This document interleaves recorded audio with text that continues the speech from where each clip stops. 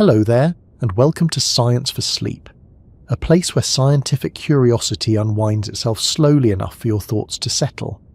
Tonight our step into the quiet is centred around an idea that has puzzled scientists, startled imaginations, and pushed the limits of what we consider possible.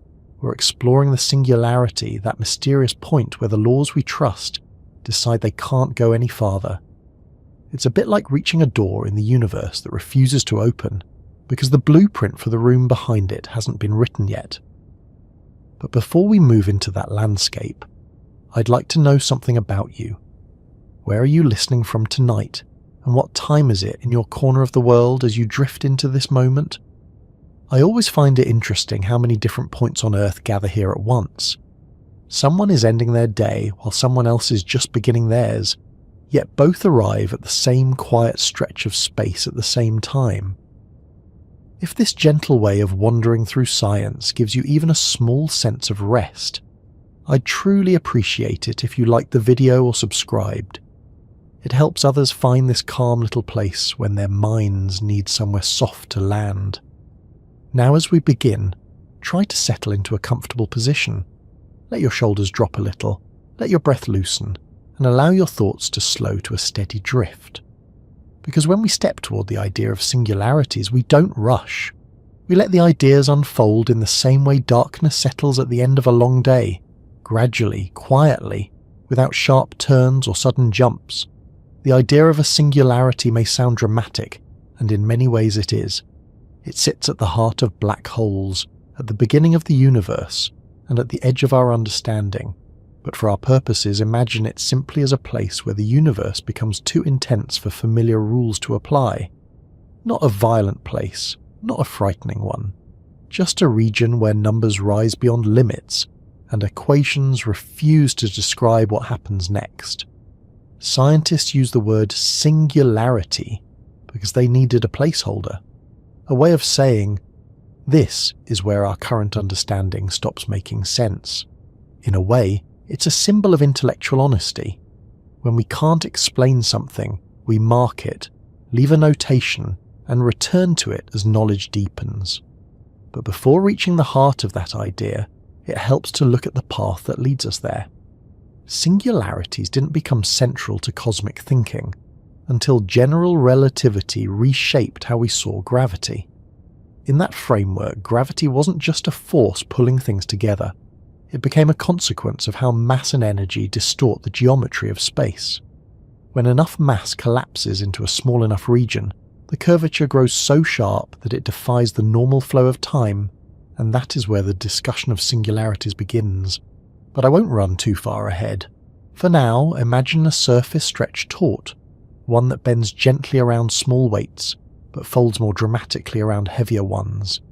Add more mass, compress matter further, and eventually the surface doesn't bend in a way that we can easily describe. It reaches a point of failure, a point where our math returns answers that push toward infinity. That is the region we're approaching tonight. The interesting thing about this idea is that it doesn't come from wild guesswork. It comes straight from the same equations that describe how planets orbit and how light bends around massive objects.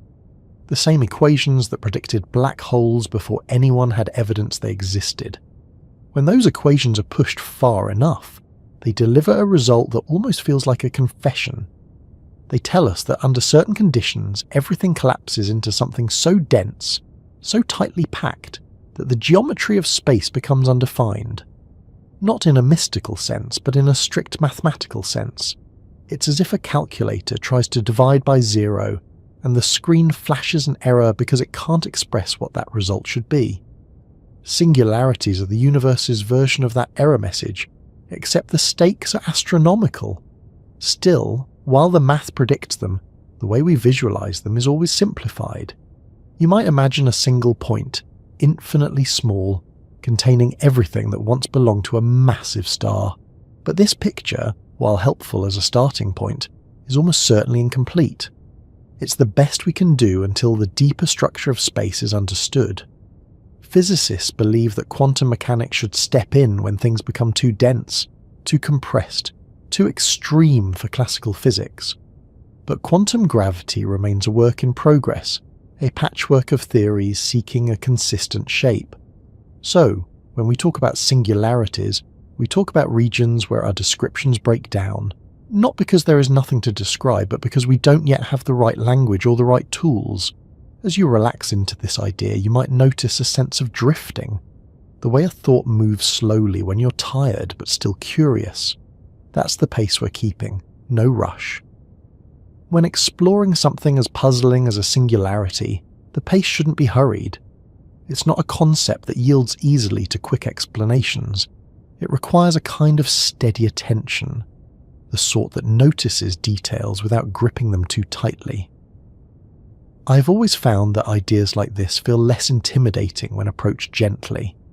Even the word singularity becomes less imposing when we remember that it's simply a placeholder for something we haven't yet understood. If you picture a star collapsing under its own weight, squeezing tighter as nuclear reactions shut down, you begin to see where singularities enter the picture. The star's core falls inward, the pressure rising, the density climbing, the temperature escalating to unimaginable levels. Eventually the collapse becomes unstoppable, and nothing can counterbalance the inward pull. In classical general relativity, this collapse doesn't stop until everything is compressed into a point. But that's where classical physics becomes uncertain. A point of infinite density is not a physical object. It is a sign that the equation has been pushed beyond its valid domain. Much like using a simple map to navigate terrain it was never drawn for, the instructions no longer match the landscape. That mismatch is at the centre of the singularity problem. You may notice that as we move through these ideas, the pace remains steady, each thought settling before the next begins. That kind of pacing mirrors how scientists often think about these concepts. They don't race toward answers. They sit with the uncertainty, patient but persistent. And that patience is part of why singularities remain so fascinating. They mark places where deeper theories are necessary, where the next steps in physics must be taken. They force researchers to refine, to reconsider, to revise. Some people imagine singularities as catastrophic locations, places where reality tears or collapses. But from a scientific standpoint, they are better thought of as unfinished descriptions. When a star collapses, something happens at the centre, but we currently lack a theory that accurately describes the conditions there. Whether it's a point, a loop, a region, or a structure we don't yet have a name for, the important thing is that reality continues past where our equations give up. The story doesn't end because our knowledge stops. That's an encouraging fact. It reminds us that the universe doesn't depend on our understanding in order to function. It simply does what it does, steadily, consistently, while we work to keep improving our models. You may be getting comfortable with the idea now, adjusting to the notion that singularities are less about final answers and more about boundaries in our current understanding. As you settle into that, let your thoughts drift slightly, the way they do when you're listening to someone speak softly about something intricate. You don't need to grasp every detail yet. You don't need to remember every phrase. You simply need to let the ideas sink in slowly, like settling leaves in still water. You're not studying, you're not analysing, you're just listening, letting the picture form piece by piece.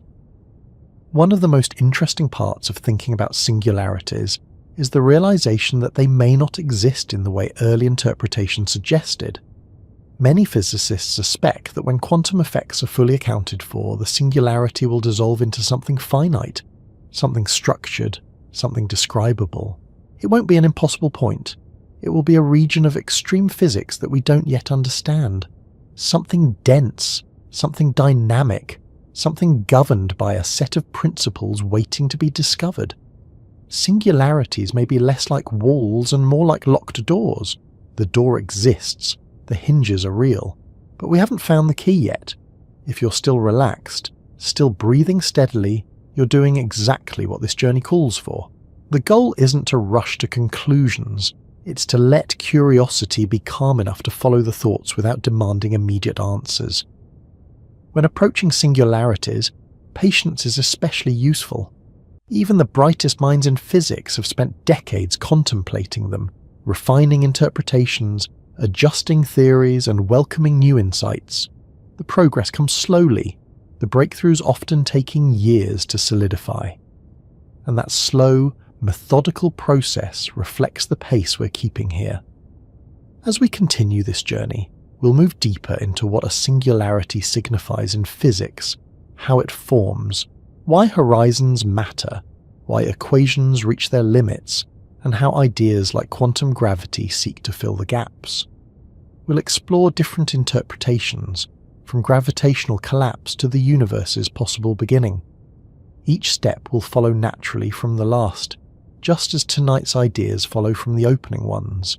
And while the ideas may grow more intricate, the pacing will remain measured, unhurried, steady enough to give your mind space to relax.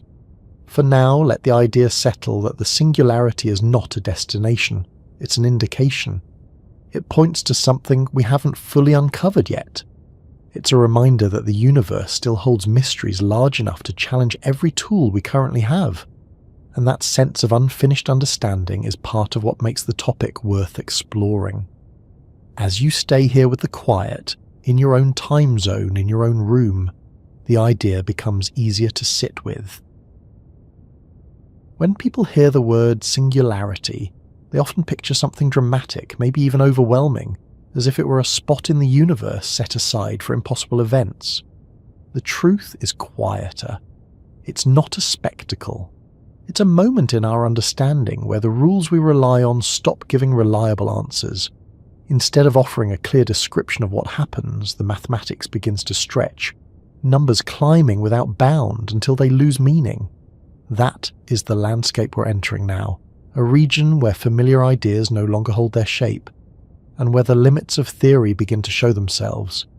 It isn't a place of chaos, it's simply the point where our explanations reach their edge.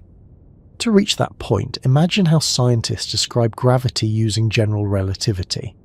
The theory explains how mass and energy bend the geometry of space, and how objects move along the curves created by that bending. This framework works remarkably well. It has predicted countless phenomena, from the orbit of planets to the bending of light around stars. But under certain conditions, particularly when matter becomes extremely dense, the equations start behaving in unexpected ways. They continue to operate according to their instructions, yet the results they output push toward infinity, signaling that something deeper must be at play. That signal is what we call a singularity. This isn't the same kind of limit people run into during everyday experiences. It's not a situation where a device breaks or a tool stops functioning. It's more like a signpost in the mathematics itself. The equations remain intact, but the answers they produce stop being physically meaningful. When density grows too high, or curvature becomes too extreme, the numbers escalate without reaching a stable value, and that escalation tells us our description is incomplete. In other words, the mathematics is warning us that we've pushed a classical theory beyond its intended range. You can imagine the situation in a simple way by thinking about older tools used to describe the world before technology improved. Early maps might have shown coastlines as rough outlines, missing large stretches of detail.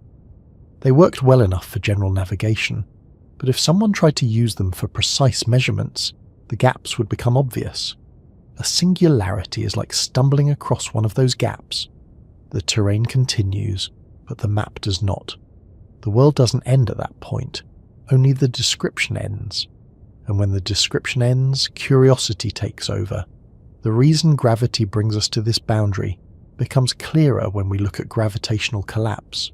When a star many times more massive than the Sun exhausts its fuel, it no longer has the outward pressure needed to counteract the inward pull of gravity.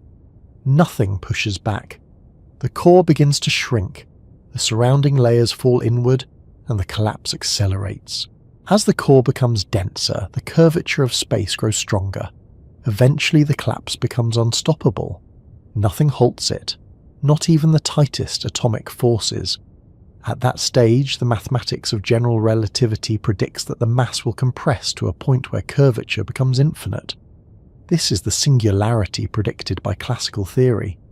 But the prediction doesn't come with a detailed description of what actually happens. General relativity wasn't built to describe the smaller scales of the universe. That's the domain of quantum mechanics. And because we don't yet have a complete theory that unites gravity with quantum principles, we can't describe what occurs in that environment with confidence. So while the classical equations point to a singularity, the physical reality inside such a region remains open. It might involve exotic forms of matter, modified space-time structures, or entirely new behaviours that current theories cannot express. This is the first place where understanding falters. Not because scientists lack the ability to think about the problem, but because the mathematical tools needed to solve it don't yet exist in a fully consistent form. The singularity predicted by classical relativity is a placeholder. It tells us where our understanding collapses along with the matter. It marks the point where newer ideas are required, not because the universe becomes undefined, but because our equations do. As you settle into this idea, it may help to picture the process in terms of cause and effect. In the regions outside the collapsing star, everything behaves normally. Light moves along curved paths. Matter falls inward. Space-time stretches around the mass. But closer to the centre, as the collapse continues, the curvature grows more dramatic. It's similar to how a slope becomes steeper near a cliff. At some point, the slope becomes too steep to walk. At a singularity, the curve becomes too steep for conventional physics. Beyond that point, the usual mathematical instructions no longer apply. This doesn't mean that the centre of a black hole is empty or mystical. Quite the opposite. Something is there, and whatever occupies that region must follow laws of nature, even if we haven't discovered them yet. The singularity simply marks the point where our current laws reach an unfinished boundary. It reminds us that a complete theory must extend beyond classical physics, accounting for extreme density, extreme curvature, and extreme energy. Scientists believe that quantum gravity will eventually fill in these missing details. But until that theory is fully formed, the singularity remains a signpost rather than a complete description. The idea that relativity leads to a breakdown isn't a failure of the theory, it's a clue. The theory accurately describes large-scale behaviour, but it wasn't constructed to operate at the smaller scales. When matter collapses far enough, those small scales become essential. Quantum effects must take control. Without them, the equations produce infinities because they're trying to apply a large-scale framework to a realm where it doesn't belong. It's like trying to measure atoms with a yardstick. The tool remains accurate for its intended purpose. It simply wasn't built for that particular domain. This boundary becomes even more intriguing when we consider how general relativity usually handles intense curvature. For most astrophysical situations, curvature remains finite. Even near the surface of neutron stars where density is enormous, the equations behave normally. But as the collapse progresses beyond that limit, general relativity lacks a mechanism to resist the rising curvature. It predicts that curvature increases without stopping, leading to infinite values. In physical terms, infinite curvature doesn't make sense. It isn't a condition that can exist in the real universe. It's a sign that the classical model has reached its limit. If you think of this in terms of scientific progress, singularities serve as a kind of directional marker. They show where exploration must continue. Every major shift in scientific understanding began when existing theories could no longer account for new evidence. Quantum mechanics arose because classical mechanics couldn't explain atomic behaviour. Relativity arose because classical gravity couldn't describe high-speed motion or strong gravitational fields. Singularities stand at the threshold of another shift. They signal the next frontier in physics. The interesting part is that singularities aren't just theoretical constructs. The gravitational collapse that forms black holes is consistent with what we observe. We see objects orbiting in visible massive centres. We detect gravitational waves from merging black holes. We observe stars being pulled around regions of intense mass. These observations don't reveal the interior, but they confirm that the collapse predicted by relativity happens in nature. So the singularity isn't an abstract idea. It's the predicted core of something physically real. The question isn't whether gravitational collapse happens. The question is what the collapse ultimately leads to once quantum effects take over. This brings us to another point where understanding falters, but in a productive way. Classical equations predict the formation of an event horizon, the boundary beyond which nothing can escape. That horizon forms before the singularity appears. Once the horizon exists, information cannot escape outward. That means we can't observe what happens inside. But this limitation doesn't mean nothing happens. It simply means that whatever happens occurs beyond the reach of outside observers. For the person falling in, the experience would continue, at least for a time, until they approach the centre, and at the centre, classical relativity says the singularity awaits. Yet when researchers think deeply about this, it becomes clear that the singularity isn't just a mathematical curiosity, it's a sign that something profound is happening. It indicates that space-time becomes so distorted that the structure of the theory itself collapses. To resolve this, scientists look toward quantum mechanics. In quantum theory, particles and fields behave differently from classical predictions. They have discrete properties, probabilistic behavior, and uncertainty built into their foundations. If space-time itself has quantum properties, then those properties should become dominant near the center of a black hole. This idea leads to several possibilities.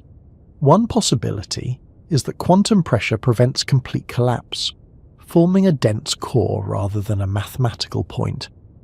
Another possibility is that space-time has a discrete structure, preventing infinite curvature. Some approaches propose that geometry becomes quantized, meaning space-time cannot shrink beyond a minimum size. In that case, the singularity would be replaced by a region of high but finite density. Other theories suggest that collapse may bounce, creating a transition from one region of space-time to another. These ideas remain speculative, but they illustrate the ways physicists attempt to replace the singularity with something physically meaningful. As you consider these possibilities, keep in mind that the point of failure in our equations doesn't imply failure in nature. The universe doesn't malfunction. It continues according to laws that may be beyond what we currently know. The singularity is a marker, not an endpoint. It tells us where the path forward lies, not where it stops. And while we currently lack the complete map, the clues within general relativity point us in the direction where new theories must be built. If you think about the history of science, this pattern appears again and again. Every theory has its domain of validity. Newton's laws describe motion at everyday speeds but break down at high velocities. Classical thermodynamics explains heat on large scales but fails at the atomic level. Each time a boundary appears, scientists extend the framework or create a new one. Singularities represent the next boundary. They remind us that gravity must be described in a way that includes quantum behavior.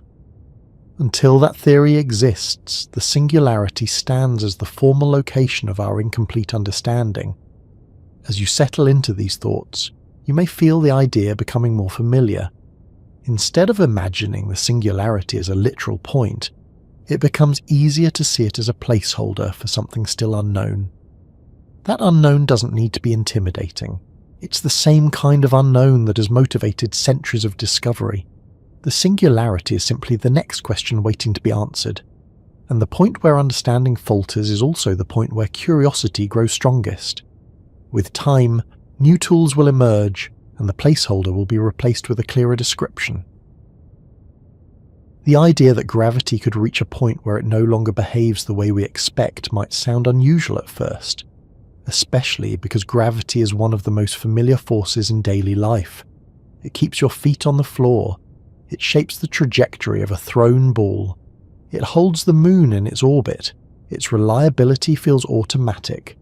Whenever you drop something, you know exactly what will happen. Gravity never surprises you in ordinary conditions. It pulls steadily, predictably, without any sense of hesitation. Yet when gravity acts on truly enormous scales or under extreme compression, its predictable nature begins to strain. The same set of rules that governs an apple falling from a tree begins to break down when a massive star collapses. And it's at that point, when gravity pushes beyond its usual boundaries, that something completely different begins to unfold. To understand why gravity reaches this extreme, it helps to look at what gravity actually is in the framework of general relativity. Instead of thinking of gravity as a force tugging on objects, Einstein described it as the curvature of space-time. Mass and energy create a kind of indentation in space-time, and objects move along paths shaped by that curvature. This idea works exceptionally well for almost everything we observe. But curvature is not limited. It doesn't stop increasing at a certain threshold. When enough mass gathers in a small enough region, the curvature increases further and further without a natural mechanism to resist it. This raises a question. Why doesn't anything push back? Why doesn't gravity have an upper limit that prevents this runaway curvature? Other forces have natural cut-offs. Nuclear forces prevent atoms from collapsing beyond a certain point. Electromagnetic repulsion stops electrons from crashing into nuclei. Quantum effects stabilize matter under conditions that would otherwise crush it. But gravity, as described by relativity, has no such counterbalance built in. The more mass you have and the more tightly it's packed, the stronger the curvature becomes. And the stronger the curvature becomes, the more aggressively it pulls matter inward. This feedback loop is usually harmless. In a typical star, radiation pressure counteracts gravity. In a white dwarf, electron degeneracy pressure does the same. In a neutron star, nuclear forces provide the resistance. But when matter crosses the threshold beyond which these pressures can no longer counteract gravity, the collapse accelerates instead of slowing. All opposing forces fail, and at that moment gravity moves into a realm where it no longer behaves as a familiar stabilizing influence. It becomes overwhelming. If you imagine observing this collapse from a distance, you wouldn't see the interior directly. Instead, you would see the outer layers fall inward, heating as they compress. Stellar material would rush toward the core. Light would struggle to escape. As the collapse continued, space itself around the forming object would warp more sharply. If the collapsing mass reached the required density, an event horizon would eventually form. Beyond that boundary, not even light could escape. From the outside, this is where the story appears to freeze. Nothing seems to cross the boundary. Signals fade. The collapse seems to slow. But this is an illusion created by the difference in how time passes near such extreme gravity. Inside, the collapse continues. Space-time caves inward. Nothing halts the inward trajectory. No pressure pushes back. No known force stabilizes the matter. Gravity, usually a gentle curvature, becomes a steep descent. The collapse doesn't spread outward. It tightens. It funnels matter toward the center, creating conditions so extreme that all classical descriptions cease to function.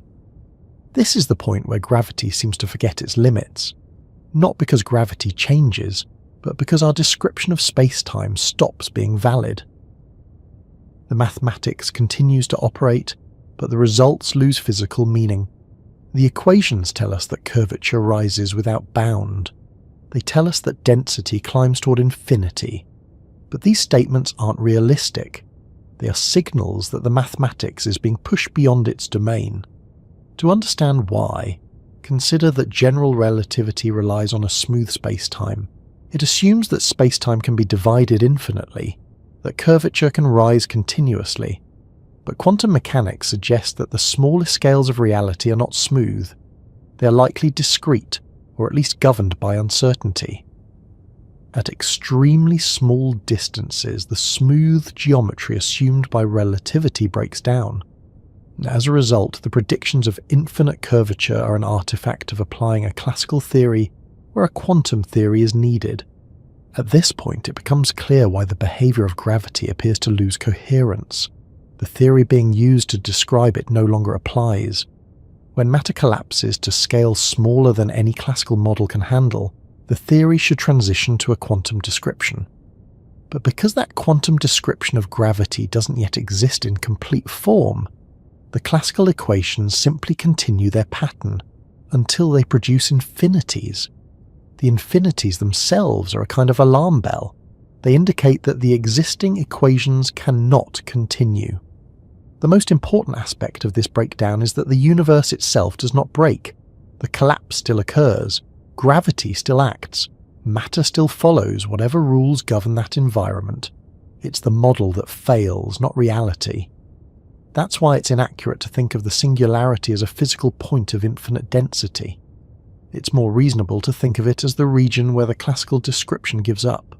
The collapse likely continues into a quantum-governed domain, and whatever exists there has structure, rules, and behaviour that remain undiscovered. When physicists analyse this breakdown more closely, they find that the specific point where gravity exceeds its limits depends on the internal conditions of the collapsing object. For a normal star, the density never approaches these limits. For a neutron star, the density is extreme, but stable under the right mass. But beyond a certain mass threshold, roughly 3 times that of the Sun, no known material can resist compression. No arrangement of matter can counteract the inward pull. Gravity has no opposing force. Collapse becomes unavoidable. This inevitability is one of the most unsettling and fascinating aspects of strong gravity. Even if the collapsing matter attempts to arrange itself into the most stable patterns possible, gravity continues to compress it. There is no stable configuration available. The collapse is not chaotic. It is precise. It follows the geometry of relativity exactly. Every piece of matter, every photon of trapped radiation, every point in the collapsing core moves along geodesics that point inward. Those paths do not allow escape or reversal. They lead directly to the region where curvature grows too strong for classical theory to handle. Understanding why this happens requires thinking about space-time as a dynamic structure. In most situations, space-time responds to mass in a balanced way. But when mass becomes concentrated, the structure responds more aggressively. The geometry narrows, it steepens, and once that steepening reaches a critical point, the geometry collapses inward faster than light can escape. This is why the event horizon forms. It isn't a physical barrier. It's a region where every possible path light could take leads inward rather than outward. The collapse of space-time creates that boundary. Inside that boundary, gravity is not simply strong, it is relentless. The paths defined by the geometry all converge toward the centre. There is no stable orbit, no stationary point. Everything moves inward, and as the collapse continues, the curvature becomes more extreme. But again, this is only within the model of classical relativity. The model predicts infinite curvature, but that prediction says more about the model than about the universe. Many physicists have pointed out that infinities in equations almost always signal the need for a deeper theory. In the past, when infinities appeared in classical electrodynamics, it indicated the need for quantum electrodynamics. When infinities arose in early nuclear models, they pointed toward better descriptions of particle interactions. In every case, infinities revealed the limits of the current framework. The same is believed to be true of gravity. The singularity is not an actual physical feature. It is a placeholder marking the transition from classical gravity to quantum gravity. The question becomes, what actually happens in that domain? Several possibilities have been proposed. Some theories suggest that space-time cannot shrink beyond a certain scale because its geometry becomes quantized. Others propose that matter transitions into an exotic state where quantum pressure counteracts collapse. Still others propose that the collapse might rebound, creating a new region of space-time or a different configuration that prevents infinite density. Each of these proposals attempts to replace the singularity with a physical process. All of them share one idea. Gravity does not truly forget its limits. It only appears to do so because the classical description lacks the mechanisms needed at extremely small scales.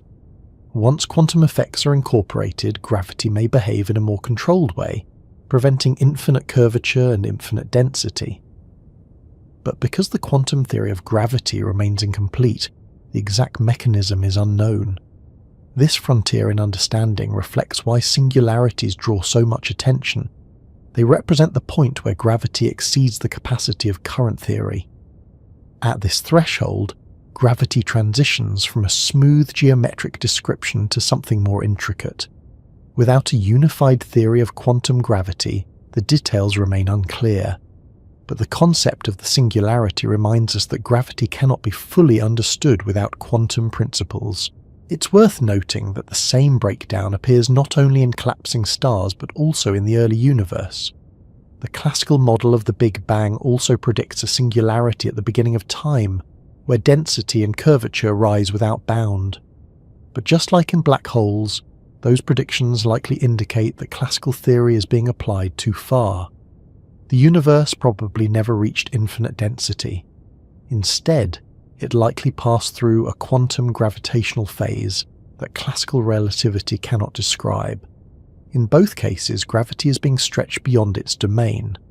This connection between black hole singularities and the beginning of the universe suggests that understanding one may illuminate the other. If gravity has a different behavior at extremely small scales, that behavior might resolve both singularities. This possibility motivates research into quantum gravity, string theory, loop quantum gravity, and other approaches. Each one aims to replace the classical singularity with a physically meaningful structure. But until one theory succeeds, the singularity remains the formal location where current knowledge ends.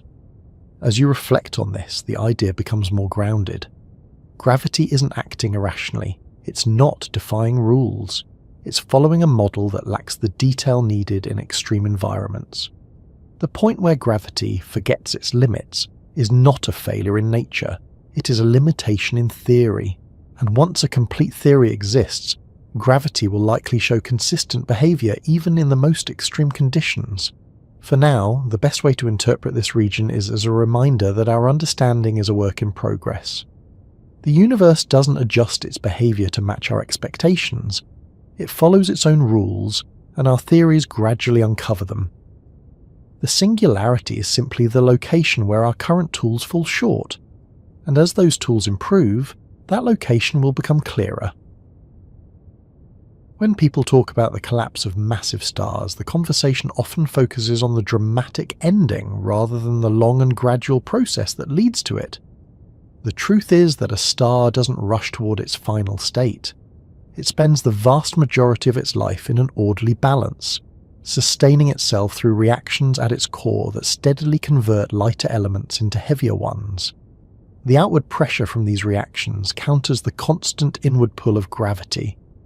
For millions or even billions of years, this balance holds firm. The star maintains a stable shape, shining quietly or brightly depending on its mass.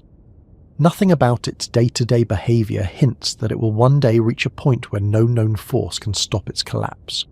To understand how a star begins this journey towards something that pushes against the limits of physics, it helps to start with the basics of what a star is. A star is a sphere of plasma held together by gravity. In the core, temperatures and pressures are high enough to force hydrogen atoms to fuse into helium. This fusion releases energy. The outward flow of that energy keeps the star from collapsing. As long as hydrogen remains plentiful in the core, the balance remains stable, but the supply eventually declines. When the core's hydrogen is exhausted, the star must find a new way to support itself. For smaller stars, this transition takes them into phases where they expand, shed layers, and end their lives quietly.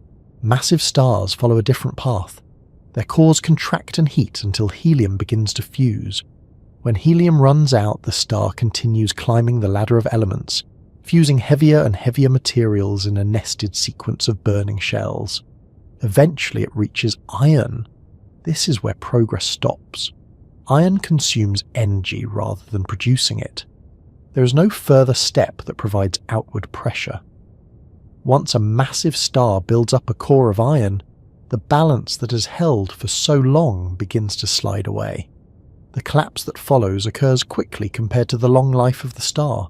The core, no longer supported by fusion, begins to contract under its own weight. As it shrinks, the pressure grows. The material becomes so dense that electrons are forced into protons, creating neutrons. This transformation is violent. It releases neutrinos and triggers a massive shock wave. In some cases, this shock wave tears the star apart, producing a supernova. What remains at the centre is incredibly dense. If the mass of the remaining core is small enough, neutron degeneracy pressure halts further collapse. This creates a neutron star, a stable but extremely dense object. However, if the core exceeds a certain mass threshold, even neutron pressure cannot resist the inward pull of gravity. At that moment, no known force can stop the collapse. The object passes a critical point, and the contraction accelerates. This is when the formation of a black hole becomes inevitable. The collapse continues without resistance. Gravity intensifies. Space-time curves sharply. The density rises far beyond the range of any everyday experience. From an external perspective, this collapse doesn't look as chaotic as one might imagine.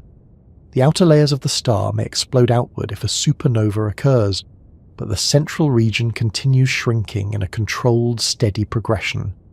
The material doesn't swirl wildly. It moves inward along paths defined by the geometry of the collapsing space-time. These paths, or geodesics, guide matter toward the centre with precision. There is no turbulence capable of undoing the collapse. Gravity dominates everything. As the core passes the critical radius associated with the event horizon, something fundamental changes for an outside observer. Light that once escaped now becomes trapped. From the outside, the collapse appears to slow. Time near the boundary stretches. Signals grow faint. The star's surface seems to freeze at the brink. But this perspective is not shared by the collapsing material. For anything falling inward, the journey continues. Time flows normally. There is no pause at the event horizon. The collapse simply proceeds. Inside, matter continues to compress. The geometry of space-time grows tighter. The curvature increases. The density rises. Based on classical general relativity, this process leads to a central point where curvature becomes infinite. But as we've already discussed, infinities in physics rarely indicate an actual physical condition. They are signs of a model being stretched beyond its useful range. Even so, the classical path remains informative because it shows how gravity behaves when nothing counteracts it. Without outward pressure, without supporting forces, gravity acts without limits. Every inward path points toward the centre. No stable radius exists. The collapse doesn't slow. It continues because the equations that govern the structure of the star allow no alternative outcome. Matter moves toward a region where our understanding falters. The journey continues beyond the point where classical physics provides answers. This process is often described as inevitable, but it's more accurate to say that it follows directly from the equations governing space-time. Einstein's field equations link curvature to energy and momentum. When matter collapses to a sufficiently dense state, the curvature becomes steep. If the mass exceeds the threshold for any known counterforce, the field equations predict that the collapse cannot be halted. This isn't speculation. It follows from the same mathematics that explains planetary orbits and gravitational waves. The fascinating part is that the collapse is smooth from the viewpoint of relativity. There is no sudden shift or abrupt transition. The curvature increases gradually. The density rises steadily. The event horizon forms naturally when light paths can no longer find routes that escape. There is no physical surface at that boundary. It is a property of the geometry. Everything inside continues inward. Everything outside remains forever unable to witness the final stages. Once inside, the collapse continues until classical theory hits its limits. The density grows toward values that cannot be represented meaningfully. The curvature becomes too extreme. The proper description of space-time requires quantum mechanics. But quantum theory in its current form does not include gravity in a unified way. As a result, the collapse leads to a region where our tools stop working. That region is identified mathematically as the singularity. The collapse itself, however, does not end at the singularity. It is simply the point where the mathematics indicates an unresolved frontier. The physical process that follows remains unknown, but what leads up to that point is well understood. The star collapses because gravity overwhelms every opposing force. The equations demand that the collapse continues. No configuration of known matter can resist. To get a sense of why this collapse becomes unstoppable, consider the behavior of dense matter. Electrons cannot occupy the same state, and this creates electron degeneracy pressure. That pressure stabilizes white dwarfs. But when the core becomes more massive, electrons are forced into protons, forming neutrons and releasing neutrinos. The resulting neutron-rich matter resists compression, creating neutron degeneracy pressure. But even that pressure fails at high enough mass. Once the mass exceeds the upper limit for neutron stars, the collapse resumes. At that point, matter no longer behaves as individual particles. It becomes a continuous compressed mass. The structure is governed not by atoms, but by the geometric behavior of space-time. Gravity takes complete control. The collapse is not explosive. It is calm, steady, and irresistible. The geometry funnels everything inward along a precise curvature. No irregularities, no disturbances, no instabilities are capable of stopping it. The collapse is governed entirely by gravity. This progression continues until the curvature becomes extreme. But extreme in this context means something more than a steep gravitational gradient. It means that distances, areas, and volumes lose their classical meaning. When geometry collapses inward so sharply that the mathematics cannot provide finite values, the theory has reached its limit. That is where the singularity appears. Before reaching that limit, however, the collapse passes through stages that can be described accurately. The curvature increases, the inward paths narrow, the time it takes for matter to travel to the centre shortens. The structure becomes layered in a geometric sense. The closer something is to the centre, the faster its collapse proceeds relative to nearby points. This layering is a feature of the geometry, not a physical stratification. One might wonder whether the collapse encounters any internal resistance. Classical relativity suggests it does not. There is no pressure at that point. No force pushes outward. The matter follows the curvature. It doesn't fight against it. The collapse isn't forced. It flows along the paths defined by gravity. This flow leads directly toward the centre. From the outside, none of this is visible. The event horizon isolates the interior. Information cannot escape. The collapse becomes a hidden process, but its consequences are detectable. The mass remains. The gravitational influence remains. The surrounding space-time reflects the presence of an intense gravitational well. Black holes can merge, interact, and influence their surroundings. They are astrophysical objects with observable effects, but their interiors remain inaccessible. This raises an interesting question about what can be learned from the collapse if the interior is hidden. The answer lies in how gravity shapes the environment around the black hole. By studying the behavior of matter falling in, the motion of nearby stars, and the emission of gravitational waves, scientists infer the presence of deep collapse. The details inside remain unknown, but the collapse itself is confirmed by external observations. This makes the collapse of stars one of the few natural processes that reliably leads to a region where classical physics cannot fully describe what happens next. The most striking aspect of this process is how ordinary the beginning feels. A star reaches the end of its fuel. Gravity takes over. The collapse begins. Step by step, the outward forces fail. The collapse deepens. Only in the final stage does the behavior approach the unresolved domain. The process is continuous. There is no sudden leap. Gravity brings matter from stability to instability in a way that feels almost procedural. If the mass is high enough, the collapse cannot be stopped. If the mass is lower, a different stable object forms. The difference lies entirely in how gravity balances against pressure. The idea that such a familiar process, gravity acting on mass, can lead to an environment where space-time breaks down is one of the most compelling parts of astrophysics. It shows that limits in our understanding can be reached through natural, inevitable processes. The universe doesn't need extreme conditions that violate ordinary behavior. A star simply follows its natural evolution until the collapse reaches a point where new physics must take over. This path from stability to collapse, from ordered fusion to unstoppable contraction, becomes the mechanism by which something extraordinary emerges. A region of space-time so curved that our theories cannot describe it, a boundary beyond which no information escapes, a core where density rises beyond meaning.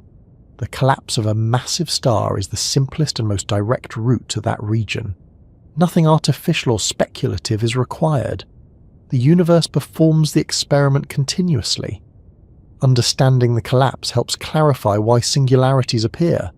The collapse doesn't fail, the mathematics does. And the collapse of stars reveals how gravity, when unchecked, pushes space-time geometry to a form that classical theory cannot handle. This is why the formation of black holes is not just a curiosity. It is the clearest indication that our understanding of gravity is incomplete.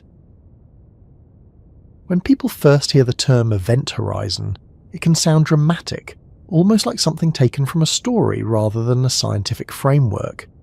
But the idea itself is straightforward once the steps leading up to it are clear. The collapse of very massive stars eventually produces a region where the curvature of space-time becomes so steep that there is no longer a path for light to escape outward. This boundary isn't a surface in the ordinary sense. You couldn't touch it or see it hovering in space. It doesn't reflect or block anything. Instead, it is defined entirely by the way geometry influences the movement of light and matter. It's the place where outward paths turn inward, not because something pushes them, but because the structure of space-time leaves them no alternative. That makes the event horizon one of the most unusual boundaries in nature. It's not a wall, yet nothing gets past it. It doesn't stop objects. Objects simply cannot travel outward once they reach it. The boundary looks ordinary to anything falling in. It doesn't shine or flicker or distort. It behaves more like an unnoticed threshold in a room you've walked through without realizing it. Only someone outside the room sees that it separates two regions. Inside, everything continues as before, at least for a while. Outside, information about what lies within becomes inaccessible. This disconnect between interior and exterior perspectives is one of the most striking aspects of horizons. For anyone observing from a safe distance, the collapse of a star toward this boundary appears to slow, as if time is stretching. Light from the falling matter becomes redder and dimmer.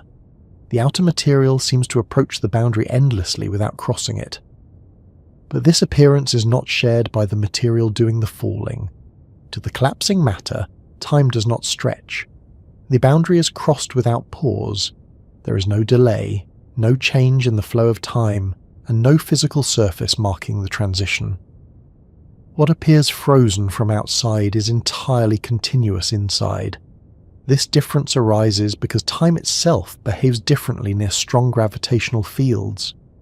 The rate at which time passes depends on how curved space-time is. Near an event horizon, the curvature becomes so intense that time slows drastically from the perspective of distant observers. The collapsing star seems to hover. But that is a product of light struggling to escape, not a real pause in the collapse. The collapse continues out of sight, hidden behind a boundary that light cannot cross. Once the horizon forms, the interior becomes isolated. Nothing from inside can communicate outwards. Any signals, any particles, any information carried by light has no outward path. This isn't because something absorbs the signals. It's because every route they could take leads inward. The geometry forces every possible direction forward in time to point toward the center. That is what makes the horizon a boundary. It's a region where the structure of space-time dictates that escape is impossible. For the outside universe, this boundary has a simple consequence. The details of what happens inside can no longer be observed, but that doesn't mean nothing happens there. The collapsing matter continues its journey, following the inward paths defined by the geometry. Its motion is smooth. It does not freeze or distort. It simply moves into a region where the external world cannot follow. The most interesting part of this boundary is how subtle it is.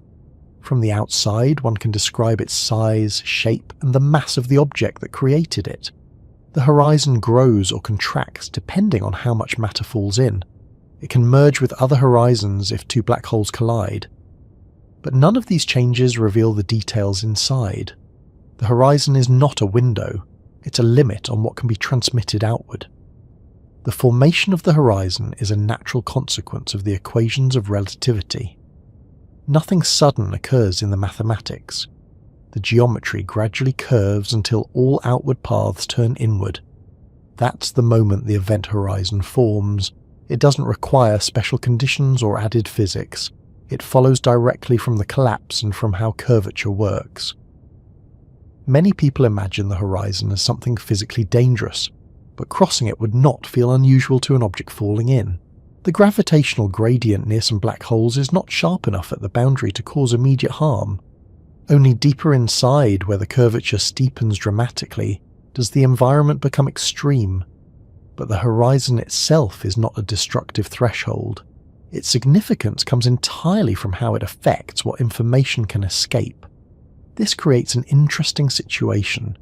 The collapse inside the horizon continues normally from the viewpoint of the material involved. But the rest of the universe can no longer observe that progression. The boundary effectively removes that region from causal contact with the outside world. Anything crossing it becomes part of the hidden interior. The horizon grows slightly each time something enters, but the details of what the object experiences beyond that point are no longer shared with the outside universe. This raises questions about what it means for information or matter to be lost. In classical relativity, the region inside the horizon evolves according to the internal geometry. The information isn't destroyed, it's simply inaccessible from the outside. The horizon acts as a dividing line. On one side, signals can reach the broader universe. On the other, they cannot. This separation is purely geometric. To understand why horizons hide more than they reveal, it helps to look at how light behaves near them. Light normally spreads outward in many directions. Near a horizon, however, the curvature bends the paths of light inward. Even light emitted outward at an angle eventually bends back. At the exact boundary, light emitted outward stays on the boundary without moving away. Any slight inward push sends it deeper. Any slight outward push is impossible because the geometry does not permit that direction. The horizon is defined by this exact point where outward travel becomes impossible. Even though nothing can escape from inside, matter and light can cross into the interior easily. They follow geodesics that naturally lead there. This one-way behavior is what gives the horizon its defining property. It selectively blocks outward travel while allowing inward travel entirely. Because of this one-way nature, the horizon becomes the final barrier separating the outside universe from the region where classical theory predicts a singularity. This isolation gives rise to several important consequences. First, anything occurring beyond the horizon becomes unobservable. The collapse may continue, matter may compress, and space-time may reach conditions where new physics is required. But no signals return from that environment. This makes it impossible to test what the interior actually becomes. The region becomes a natural laboratory whose inner workings are permanently sealed. Second, the horizon erases direct evidence of the original matter's arrangement. The mass, charge, and angular momentum of the collapsing star shape the exterior geometry. But the fine details, how the matter was distributed, what elements it contained, whether it was rotating uniformly or unevenly, do not affect the external field once the collapse goes past the horizon. This feature is often summarized by the idea that black holes have only a few observable properties. But this is not because the interior becomes simple, it's because the horizon hides the complexity. Third, The horizon creates a gap between what we can describe and what we can observe. The equations describe the interior evolution based on relativity. But because no measurements can be made inside, those descriptions remain theoretical. They are based on how relativity behaves in ordinary conditions and extrapolated to extreme conditions. Without observational access, the theory cannot be confirmed or rejected in that region. This limitation is not due to technological constraints. It is fundamental to the geometry. This division between inside and outside becomes a central part of understanding black holes. The horizon is not the core of the mystery. It is the boundary marking where the mystery begins. Everything outside the horizon behaves according to well-tested physics. Everything inside depends on how gravity and quantum mechanics interact in extreme environments. And because the horizon seals the interior, it becomes impossible to study the singularity directly. This barrier also plays a role in how we define black holes mathematically. A black hole is not defined by the singularity. It is defined by the presence of an event horizon. The horizon determines which regions of space-time cannot send signals to infinity. This definition does not require knowing what happens at the centre. It only requires knowing where the boundary lies. The interior may contain a singularity or something else entirely. But as long as the horizon blocks all outgoing paths, the object is considered a black hole. The simplicity of the horizon's external appearance contrasts sharply with the complexity it hides. Outside, a black hole can be described with a few parameters. Inside, the structure may involve unknown physics. This creates a situation where the most extreme processes in the universe occur behind a boundary that prevents us from observing them. The horizon conceals the place where theory runs out. It hides the region where quantum gravity is expected to emerge. It shields the part of space-time where the collapse crosses into domains that cannot be represented with classical models. This makes horizons one of the most important tools for thinking about the limits of physics. They tell us where geometry becomes strong enough to isolate regions of space-time. They indicate where our understanding needs to be expanded. They provide a natural gateway between what can be measured and what can only be inferred. It's also worth noting that horizons are not exclusive to black holes formed from collapsing stars. Similar boundaries appear in other contexts. The expanding universe has a cosmic horizon. Accelerating observers experience horizons. The concept of a horizon arises whenever the structure of space-time limits which regions can exchange information. But in black holes, the horizon is unique, because it surrounds a region where the collapse continues toward conditions that classical physics cannot describe. As we look closer, the horizon becomes a kind of interface. On one side is the external universe where light can travel freely and signals propagate outward. On the other side is a region where all paths lead inward. The difference between the two depends entirely on the curvature of space-time. The boundary itself doesn't reflect or interact. It simply marks the shift in geometric behavior. Once this boundary forms, the interior becomes permanently separated from the rest of the universe. That is why horizons hide more than they reveal. They isolate the very region where explanations become incomplete. They shield the part of the universe where matter reaches densities and curvatures that classical theory cannot handle. They conceal the point where understanding falters most deeply. And yet, without horizons, those extreme regions would not be hidden. Without this boundary, the collapse would be observable until the moment classical theory broke down. The horizon is the mechanism that prevents that breakdown from becoming visible. This structure turns the interior into a domain where theories can be explored but not tested. It forces scientists to consider what new physics might look like, and it motivates the search for a quantum theory of gravity because such a theory would be the first to make sense of the region behind the horizon. The quietness of the horizon is matched only by the depth of the questions it raises. It doesn't announce itself. It doesn't glow or distort space in a way visible from afar. It simply marks the place where outward travel ends. It creates a boundary whose presence we infer through gravitational effects, rather than direct observation. Every property we measure from the outside tells us that the horizon exists, but none of those measurements reveal what lies beyond it. Trying to understand what happens near the centre of a black hole can feel like attempting to study a room when all the lights are off and every window is sealed. Instead of giving up, physicists turn to the one tool that keeps offering consistent guidance: the framework of general relativity.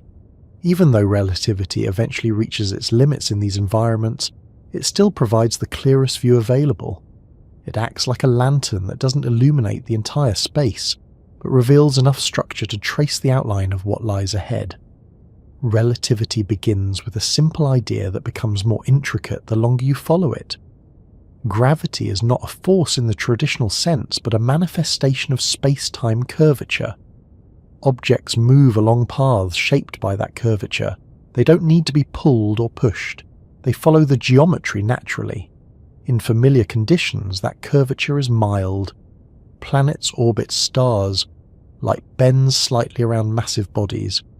Time passes at slightly different rates depending on altitude or velocity. These differences exist but rarely matter outside precise scientific measurements. Near a black hole, however, the curvature becomes much more pronounced. The lantern of relativity reveals how paths that once had many possible directions begin narrowing. It shows how the range of potential motions shrinks. Light that could once escape now struggles. The geometry starts funneling everything toward fewer outcomes. This progression is what guides physicists toward an understanding of extreme gravitational collapse long before quantum theory becomes necessary. One way relativity helps is by describing how space-time responds to increasingly concentrated mass. As matter collapses inward, the curvature sharpens. The lantern illuminates the gradient of this curvature, showing how it steepens as the collapse accelerates. The equations don't treat this region as chaotic. They describe it in an orderly way. The geometry becomes more constrained. The inward paths grow more focused. Nothing about this process is sudden. The lantern reveals a continuous narrowing of motion. This narrowing continues until the event horizon forms, marking the point where outward paths disappear. Relativity shows how the collapse continues behind that boundary without interruption. Even though an outside observer never sees matter cross the horizon, the internal view follows the inward journey clearly. Light, matter, and space-time all move along predictable paths. That predictability remains intact even though the outside universe can no longer observe the process. One of the key insights revealed by relativity is that space-time inside the horizon is not simply a deeper version of what exists outside. The geometry changes more dramatically. The inward direction becomes unavoidable. The concept of standing still no longer exists because the geometry doesn't allow it.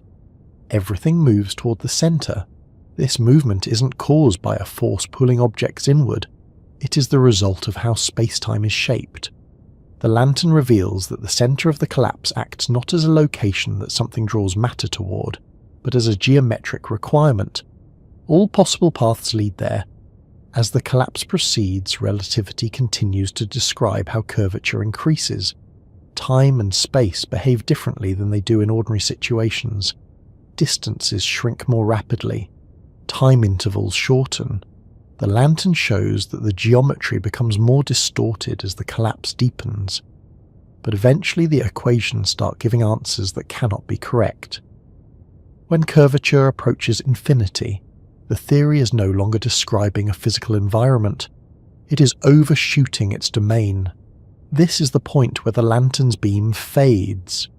Relativity can describe everything leading up to this moment with clarity. It outlines how the collapse unfolds, how the horizon forms, and how the geometry evolves. But the final step, where curvature formally becomes infinite, is not something relativity can handle. The equations do not break physically, they break mathematically. They run into values that have no physical meaning. Even so, relativity provides a detailed picture of the approach to that limit. It shows how every possible path converges. It reveals how time behaves. It illustrates how matter compresses. It gives a coherent account of every stage except the last one. That makes the lantern metaphor appropriate. Relativity illuminates everything up to the doorway of the unknown. Beyond that doorway, another tool is required, one that doesn't exist in complete form yet. One of the strengths of relativity is that it doesn't rely on assumptions about matter's microscopic behavior. It treats space-time as a smooth continuum. This assumption works in many contexts, but becomes unreliable when matter reaches extremely high densities. The lantern shows the shape of the collapse, but doesn't show what matter becomes once quantum effects dominate. Even so, relativity gives an excellent approximation for everything up to that transition. This approximation allows physicists to trace the motion of collapsing matter. It describes how distances change, how time changes, and how the collapse interacts with the geometry. It shows that nothing stops the collapse. It shows that the singularity predicted is a sign of theory reaching its limit rather than a literal infinite point. That distinction is important because it prevents misunderstandings about what relativity claims. Relativity doesn't insist that the center of a black hole is a point of infinite density. It simply reports that, under its assumptions, the equations lead to infinite curvature. When a theory predicts infinities, that usually means the assumptions behind the theory no longer hold. Relativity assumes smooth space-time. When space-time becomes extremely compressed, that assumption may fail. But the lantern does its job well. It shows the point where the theory needs assistance. Before reaching that point, relativity gives a clear view of how horizons behave. It describes how horizons grow as new mass falls in. It explains how information becomes inaccessible behind them. It reveals how time dilation becomes extreme near them. These insights shape the way physicists think about black holes. The lantern doesn't reveal the interior in a direct sense, but it illuminates the structure that governs the interior's evolution. One of the most helpful contributions relativity makes is the understanding of geodesics, the paths objects follow when no forces act on them. In strong gravitational fields, these paths bend inward. Relativity shows how they bend, how rapidly they change direction, and how tightly they converge. This convergence is essential for understanding why the collapse cannot be stopped once it passes a certain threshold. Furthermore, relativity shows how different observers perceive the collapse. From far away, time near the horizon appears slowed, but for the collapsing matter, time flows normally. That difference is not an illusion. It is a consequence of space-time curvature. The lantern reveals that both perspectives are correct within their own frames of reference. This insight helps explain why observers outside see the collapse freeze, while the interior continues uninterrupted. Relativity also describes how tidal forces behave. These forces stretch objects along one direction and compress them along another. Near a small black hole, these tidal forces become intense near the horizon. Near a supermassive black hole, they can remain moderate until much deeper inside. The lantern helps distinguish these cases. It shows how curvature varies with mass.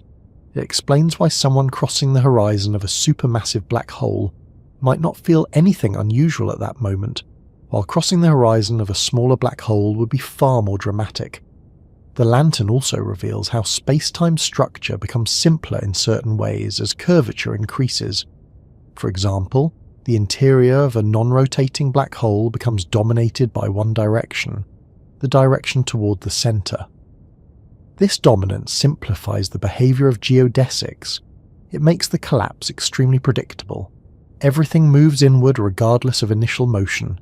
Even light follows paths that end at the center. This consistency helps physicists trace the evolution of the collapse even without knowing what happens at the final moment. Despite its successes, relativity's lantern shows its limits through its predictions.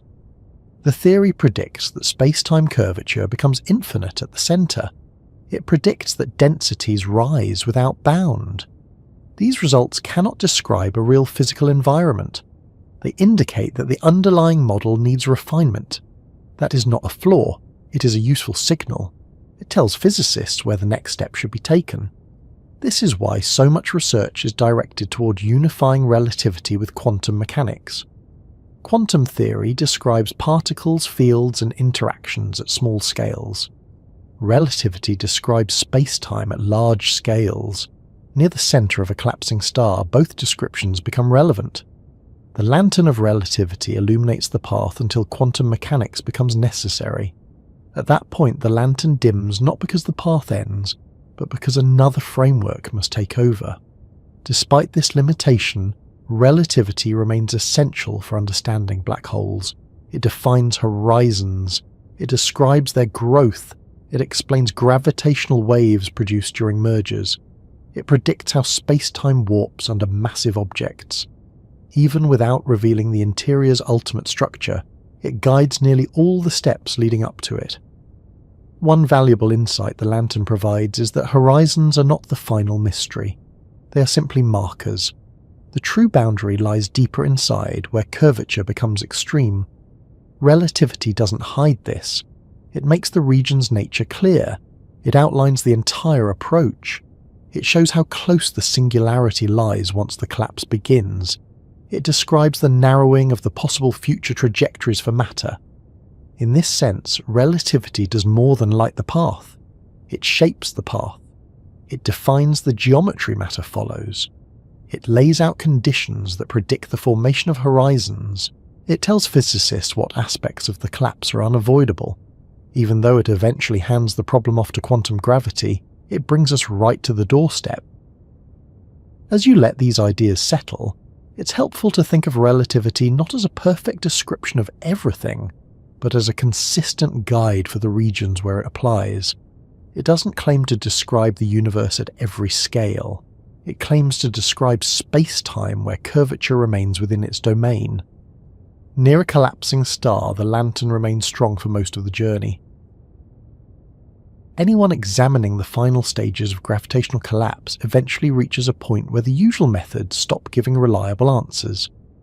Up to that point, general relativity works smoothly. It provides clear guidance about how space-time bends, how matter moves, how horizons form, and how collapse progresses. But the deeper one looks, the harder it becomes to ignore another framework that has been waiting quietly in the background. Quantum mechanics, normally content to describe atoms, electrons, and the smallest building blocks of matter, begins to intrude. It doesn't ask permission. It simply inserts itself because the physical conditions demand it. Quantum rules might seem far removed from collapsing stars, but density and curvature force the issue. As matter compresses, the distances between particles shrink. At a certain point, those distances become too small for classical descriptions to make sense. The particles are no longer arranged in any structure that can be treated as a smooth fluid. Their interactions become dominated by quantum effects. The radiation trapped in the collapse no longer behaves like classical light. The matter inside becomes so dense that the uncertainty inherent in quantum mechanics starts dictating how energy and momentum can be distributed. Nothing about these conditions resembles the environment relativity was built to describe. This confrontation between relativity and quantum mechanics is not dramatic in a cinematic way. It's more like watching two sets of instructions being applied to the same situation. Each works well in its own domain, but neither works well alone once conditions reach certain extremes. Relativity expects a continuous space-time with curvature that can increase indefinitely. Quantum mechanics expects discreteness, fluctuations, and limits imposed by uncertainty. These expectations clash when space-time shrinks to incredibly small scales. One of the first places this clash becomes obvious is in the prediction of infinite curvature. Relativity produces this result because it assumes space-time can be divided endlessly. Quantum mechanics, however, suggests that distances cannot be made arbitrarily small without altering what distance even means. At extremely tiny scales, fluctuations in energy become significant. These fluctuations distort space-time. Instead of a smooth continuum, space-time may behave more like a fluctuating environment, constantly shifting in ways relativity does not account for. This mismatch reveals that neither theory can remain silent. Relativity describes the broad outline of the collapse, but as the density rises, quantum mechanics steps in and begins altering the behavior of matter and energy. Those changes feed back into the curvature of space-time, which relativity must then describe. But relativity does not include those quantum fluctuations in its equations. That exclusion makes its predictions unreliable near the end of the collapse. The idea that both theories must be considered simultaneously is straightforward in concept but extremely difficult in practice. Joining them requires a new framework, often referred to as quantum gravity. This framework must allow space-time to behave in a way that incorporates quantum fluctuations while still respecting the curved geometry described by relativity. No complete version of this framework exists yet, but many attempts have been made to form one. Before discussing those attempts, it helps to understand why quantum mechanics must intervene. As matter is compressed during a collapse, the density grows so high that the wave-like nature of particles becomes important. Electrons, neutrons, and even quarks cannot be treated as tiny points following classical paths. Their positions become uncertain within extremely small regions, their energies fluctuate, their interactions reflect quantum rules, not classical expectations. These effects influence pressure, temperature, and structure, and those changes influence how the collapse proceeds. If relativity tries to describe these conditions without including quantum behavior, it ends up predicting infinities. That result is not a sign that nature becomes infinite. It is a sign that relativity is being asked to calculate something outside its proper domain. Quantum mechanics refuses to stay quiet because it must describe the physics of extremely small scales. It cannot allow relativity to ignore fluctuations that become dominant in these conditions. One of the clearest examples of this conflict arises when examining the last stages of collapse inside a black hole. Relativity claims that the collapse continues toward an infinitely small point. Quantum mechanics claims that matter cannot be confined to a zero-volume region with infinite precision. The uncertainty principle forbids such perfect localization. If matter were squeezed toward a point, its momentum uncertainty would grow without limit. That would generate enormous opposing pressures that relativity does not include. This is a direct contradiction. Both statements cannot be correct. This situation suggests that reality behaves differently from what relativity predicts. The singularity is likely avoided because quantum effects prevent collapse from reaching the infinite density state predicted by classical theory. Several models based on quantum principles propose alternatives. Some suggest that the collapse halts at a finite size. Others propose that the collapse rebounds. Still others suggest that space-time undergoes a transformation, creating a new region that classical theory cannot describe. In all of these possibilities, quantum mechanics plays a controlling role. However, these models differ in important ways. Some treat space-time as discrete. Others treat space-time as continuous but fundamentally fluctuating. Some propose new structures at extremely small scales. Others attempt to merge gravitational and quantum behavior through new symmetries. The variety of approaches reflects the fact that no single interpretation has yet been confirmed. The challenge remains open. Still, even without a complete theory, quantum mechanics provides hints about what should happen. It suggests that space-time cannot shrink indefinitely without reaching a scale where fluctuations dominate. This scale is often associated with the Planck length, an incredibly small distance where quantum gravitational effects become significant. At this scale, energy fluctuations are large enough to distort space-time substantially. Classical geometry breaks down. Smooth curvature is replaced by a more complex structure. This means that the classical prediction of a singularity is inaccurate. Instead of reaching infinite curvature, the collapse likely enters a phase where quantum gravitational behavior becomes central. The exact details of that behavior depend on the framework used. But all frameworks agree on one point. Infinities are replaced by finite, albeit extreme, values. Another way quantum mechanics disrupts classical predictions is through its treatment of vacuum energy. In classical physics, a vacuum is empty. In quantum physics, it is filled with fluctuations. These fluctuations generate energy and momentum that affect space-time. Near extreme curvature, these fluctuations cannot be ignored. They alter the expected evolution, creating feedback that classical equations cannot incorporate. This feedback is important because it prevents space-time from collapsing cleanly toward classical predictions. Fluctuations jostle space-time. They modify the curvature. They introduce corrections that are magnified as the collapse deepens. This is why quantum rules refuse to remain silent. Once fluctuations become large, they take over. They push the predictions away from what relativity alone would suggest. Quantum mechanics also places limits on the compressibility of matter. Even when electrons are forced into protons to form neutrons, and neutrons are compressed to their limits, quantum rules create pressures that resist further collapse.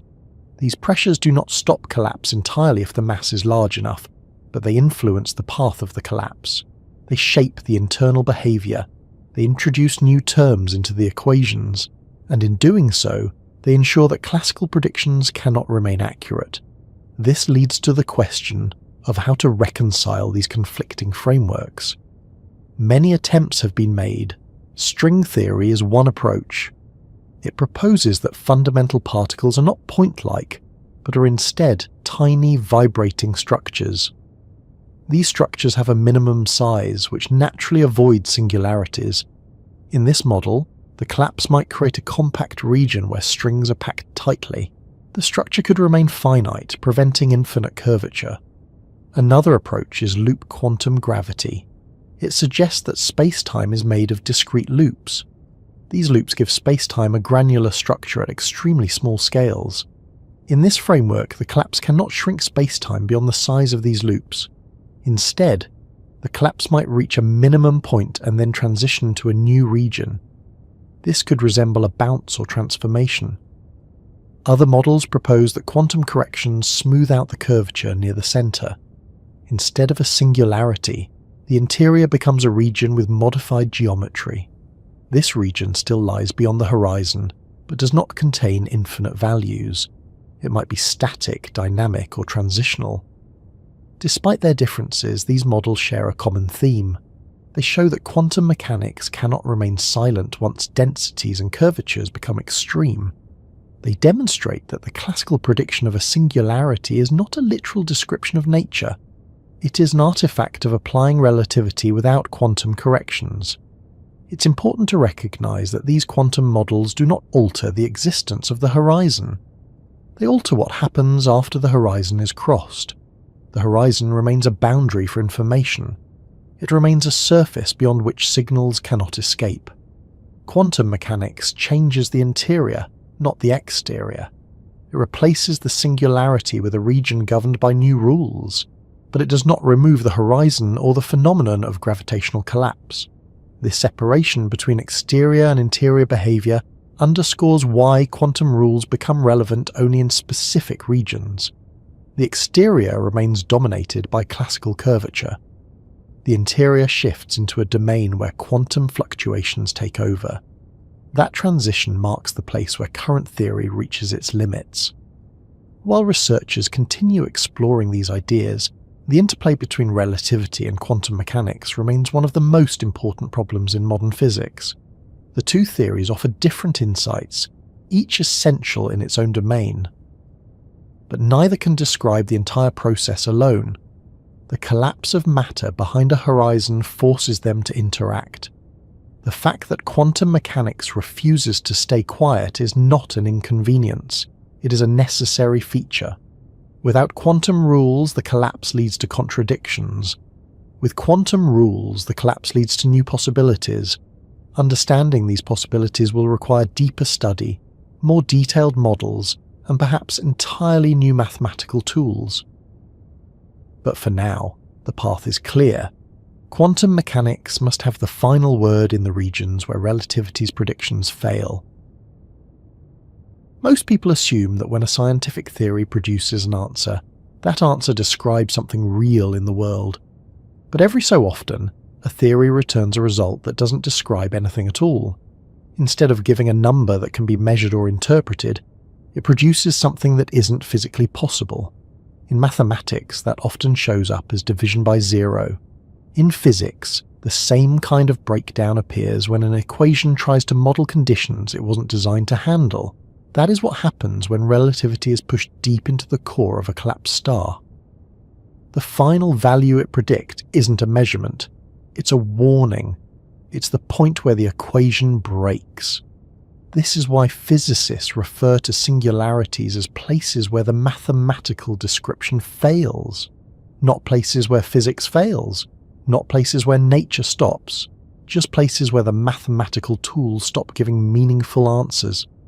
If someone using a calculator tried to divide a number by zero, the device wouldn't produce a long string of digits, it would flash an error. The calculator isn't revealing some hidden structure inside the number, it's telling you the operation doesn't make sense. Singularities serve the same purpose in relativity. They highlight the moment where the model is being forced past what it can reasonably describe. To understand why this matters, think back to how relativity handles gravity. The theory treats gravity as curvature in space-time. When mass compresses, curvature increases. Under most circumstances, the equation describing curvature behaves exactly as expected. It produces values that correspond to the bending of light, the motion of planets, and the structure of galaxies.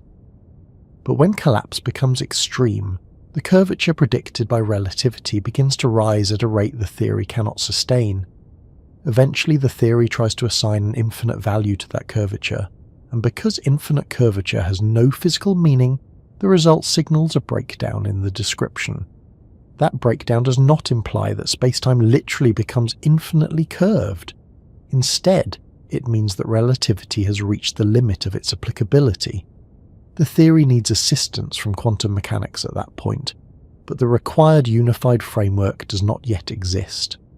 This absence leaves the singularity as a placeholder. It marks the point where relativity stops working. In that sense, the singularity is the ultimate example of an equation running into a condition it cannot represent. This interpretation can be difficult to accept at first, because people often think of a singularity as something physical at the center of a black hole. But the singularity is not an object. It is not a point in space that someone could reach or observe. It is a mathematical signal embedded in the equations. It arises when the classical model encounters conditions it cannot describe. That makes it a conceptual boundary rather than a physical location. Nature continues beyond that boundary, only the model stops. Understanding this distinction is essential because it changes how one interprets what happens inside a black hole. If someone believes the singularity is a literal point of infinite density, they may imagine the collapse ending at that point. But if the singularity is instead understood as the failure of relativity to describe the final stage of collapse, then the collapse likely continues into a quantum-dominated regime rather than terminating. This interpretation aligns with modern expectations. Quantum physics should take over long before infinite values appear. Even so, the fact that relativity predicts a singularity is extremely valuable. It doesn't mean the singularity is real. It means the theory is being stretched. Every major breakthrough in physics began when a theory revealed gaps in its own applicability. Classical mechanics failed to describe atomic behavior, leading to quantum mechanics. The equations of electromagnetism struggled with high-speed motion, leading to special relativity. Newtonian gravity struggled under strong fields and fast motion, leading to general relativity. Each failure pointed toward the need for a new framework. Singularities play the same role today. They mark the place where gravity must be combined with quantum principles. To appreciate how strongly relativity insists on this breakdown, one can examine how curvature behaves near the end of collapse. The structure of space-time becomes so compressed that the distances between points shrink dramatically. The curvature increases rapidly. The equations begin producing derivatives of curvature that grow faster than any physical process. Eventually, the values diverge. This divergence is not a comment on the universe, it is a comment on the model. the equations are signaling that they are no longer describing something meaningful. Physicists often refer to this divergence as geodesic incompleteness. A geodesic is the path an object or particle follows when no forces act on it. Under normal conditions, these paths can be traced indefinitely. But near a singularity, the paths end abruptly. Not because the universe ends, but because the equation defining them produces no continuation. This end of the path is the mathematical manifestation of the breakdown. It shows where the description stops. This type of breakdown has occurred before in physics. When early models of the atom tried to explain why electrons didn't collapse into the nucleus, the equations predicted that electrons should spiral inward. The predictions were wrong because the model was incomplete. Quantum rules were missing. When those rules were added, the model stopped predicting collapse and instead predicted stable orbits. The singularity in relativity plays the same role. It is a sign that additional rules, quantum gravitational rules, are needed to resolve the incomplete picture.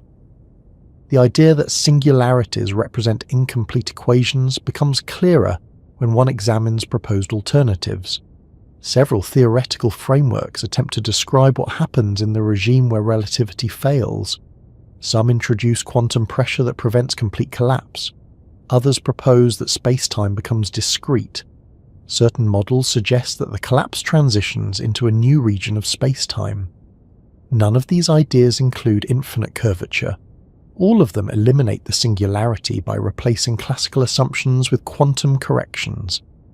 This consistency across models is encouraging, because it suggests that infinite curvature is not a physical reality. It is instead the final output of a model that has reached the edge of its useful range. The singularity is the mathematical equivalent of a boundary marker, indicating where a different set of instructions is required. Even though the singularity is not physical, it remains crucial for understanding the structure of black holes. It indicates where the quantum description must begin. It shows the scale at which classical predictions become unreliable. It represents the location where the necessary corrections become so large that relativity no longer applies. Without this signal, scientists wouldn't know where to look for the next stage of theory. This interpretation leads to an important point. The singularity is not the center of the black hole in a physical sense. It is the point where the mathematical model stops producing valid predictions. The interior of the black hole might contain something entirely different, such as a region of extreme but finite density. The collapse might slow or stop when quantum pressure becomes dominant. Space-time might undergo a transition or restructure itself. The singularity does not describe these possibilities. It simply marks where relativity's contribution ends. Consider what would happen if someone tried to extend relativity deeper into the collapse. The equations would consistently produce larger and larger values, eventually becoming meaningless. This is similar to trying to use Newtonian physics to describe speeds near the speed of light. The equations return numbers, but the results don't match reality. That mismatch signaled the need for a new theory. The same pattern holds here. Relativity must give way to a theory that includes quantum mechanics. Quantum mechanics, in turn, provides several reasons why infinite curvature cannot be real. For one, the uncertainty principle prevents particles from being compressed into an infinitely small region. If their positions are confined too precisely, their momentum becomes too uncertain. That momentum uncertainty generates a large quantum pressure that should counteract collapse. Relativity ignores that pressure because it has no mechanism to include it. Quantum gravity would include it. Furthermore, quantum fluctuations in the vacuum would become significant at extremely small scales. These fluctuations generate energy and momentum that modify space-time. In classical relativity, vacuum energy plays a minimal role in collapse. In quantum gravity, it may play a major one. This too prevents the classical singularity. But while these insights provide hints, they do not eliminate the need for a complete quantum gravity theory. Until such a theory exists, singularities will remain in the equations. They will continue representing the place where relativity produces results with no physical meaning. Despite the uncertainty about what replaces the singularity, one thing is clear. The singularity is not the end of the collapse. It is the end of the classical description. Quantum mechanics must take over. The collapse likely continues into a different regime that relativity cannot describe. But because the horizon prevents observation of that region, no direct measurements can guide the construction of the new theory. This lack of observational access makes the singularity more challenging than earlier frontiers. When quantum mechanics was developed, experiments could be performed to measure atomic behavior. When relativity was developed, astronomers could test predictions against physical phenomena. But inside a black hole, direct observation is impossible. The horizon blocks all signals. That makes the singularity a uniquely difficult boundary, both scientifically and conceptually. Even so, the existence of singularities has shaped decades of research. They motivate attempts to unify relativity and quantum mechanics. They force physicists to confront the limits of classical descriptions. They highlight the need for new frameworks, and they remind us that scientific theories are tools, not complete descriptions of nature. When those tools stop working, nature does not stop. The tool simply needs improvement. In that sense, the singularity is the most honest part of relativity. It doesn't pretend to describe what it cannot. It marks the limit clearly. It does not claim that nature becomes infinite. It claims only that the model has reached a point where it cannot continue. Understanding the breakdown helps reframe the structure of black holes. The horizon marks the boundary where information stops escaping. The singularity marks the boundary where equations stop describing. The region between them is governed by physics that remains incomplete, and the collapse that leads to these boundaries is a natural, predictable process. The deeper one tries to follow the collapse of matter inside a black hole, the more the familiar structure of space-time begins to lose its usual character. Nothing about this transition happens suddenly, but it becomes impossible to ignore once the collapse moves far enough beyond the region where curvature is moderate. At first, space-time bends in ways that are extreme but still understandable. Distances shrink. Paths converge. Time flows unevenly. These shifts follow directly from the rules of relativity. But as the collapse continues, the geometry stops resembling anything that exists in ordinary circumstances. The normal separation between directions becomes distorted. The relationship between time and space begins to shift, and eventually, the mathematical structure that once described space-time so cleanly starts behaving in ways that signal something far more complicated is taking place. It helps to begin with what space-time ordinarily is supposed to do. Under normal conditions, space-time provides a stable framework where distances and intervals can be measured consistently. Time moves forward at predictable rates. Space stretches out in 3 dimensions. Curvature influences how objects move, but the underlying structure remains intact. That stability is what lets planets orbit stars without drifting unpredictably. It's what makes the speed of light the same in all directions. It's what allows distances to be meaningful and measurable. As gravitational collapse intensifies, space-time starts behaving differently. The most noticeable change occurs in how directions align. In everyday experience, you can move forward, backward, left, right, up, or down. These directions remain distinct. But inside a black hole, the geometry rearranges itself. The inward direction becomes dominant. All possible future paths tilt toward the center. Instead of being able to move freely in 3 spatial directions, matter becomes constrained. The geometry funnels everything inward. This shift happens smoothly at first but gains strength as the collapse deepens. Another change appears in the way time and space relate to one another. Under ordinary circumstances, time flows separately from the 3 dimensions of space. But in extreme gravitational fields, the distinction blurs. Time can become intertwined with the inward spatial direction. The geometry rearranges which dimension acts like time and which act like space. These changes follow the equations of relativity, but they push those equations to their limits. The farther the collapse goes, the more dramatic these rearrangements become. As space-time is compressed, certain intervals that once behaved normally begin to contract. Distances that would take measurable time to cross shrink rapidly. Time intervals grow shorter. The geometry becomes increasingly steep. These changes do not arise from any external force. They emerge naturally from the structure of relativity. The collapse reshapes space-time from within. When curvature becomes sufficiently intense, the relationships that define distances begin to break down. Space-time stops behaving like a smooth, continuous fabric. Instead, the mathematical description begins producing values that make no physical sense. Areas shrink towards zero. Volumes collapse. Angles distort. Curves that should be smooth become impossible to follow. This is the stage where the geometry becomes so twisted and compressed that the usual tools can no longer represent it. Even before relativity's breakdown becomes obvious, the geometry inside the collapse shows structure unlike anything in normal environments. For example, tidal forces become incredibly strong.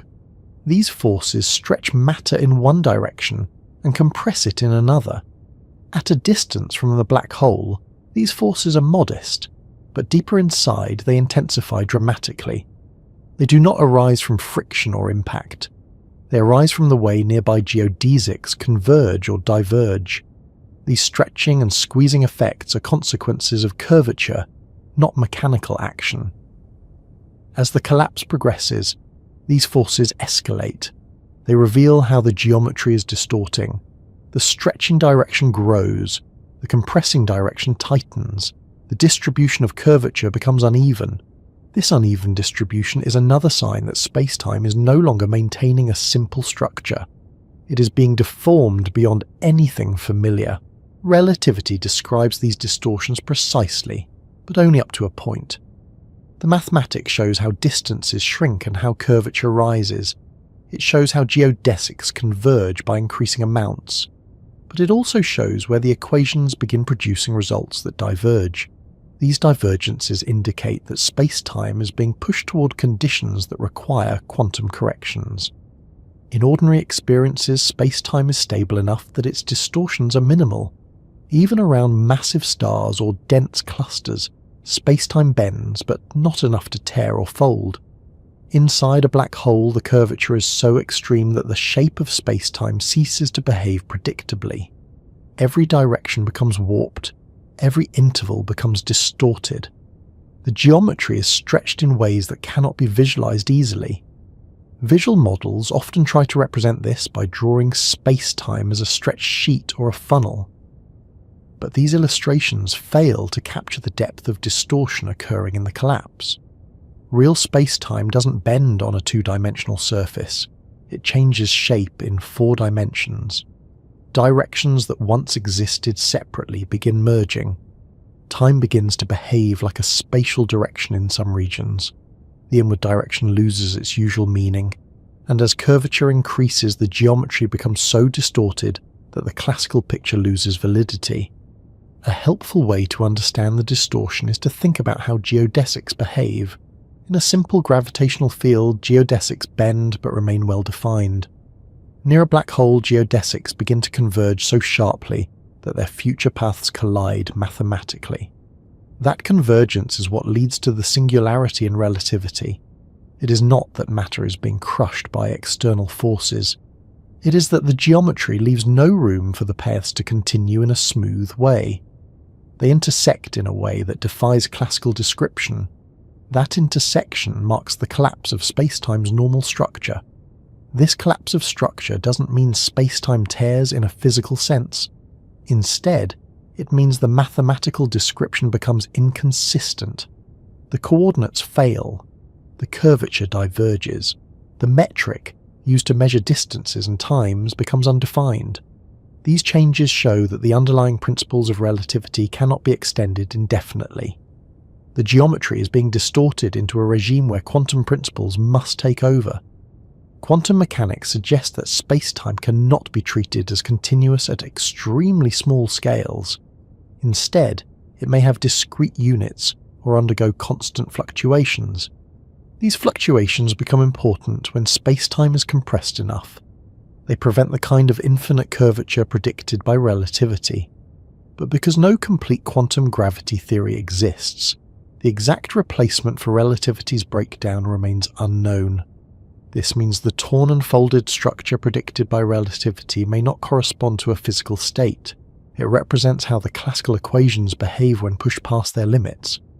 The actual behaviour of space-time at those scales might be more stable once quantum corrections are included. But because those corrections are not fully known, the classical prediction stands as a formal boundary. Even so, the classical model remains useful. It shows how the early stages of collapse proceed.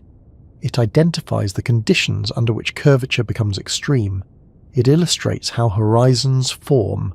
It reveals where quantum mechanics must begin to dominate. And it provides insight into the way space-time compresses as the collapse deepens. One of the most striking features predicted by relativity is how the interior region becomes dominated by a single direction of motion. In ordinary space-time, one can travel in many directions. Inside a black hole, all future paths point inward.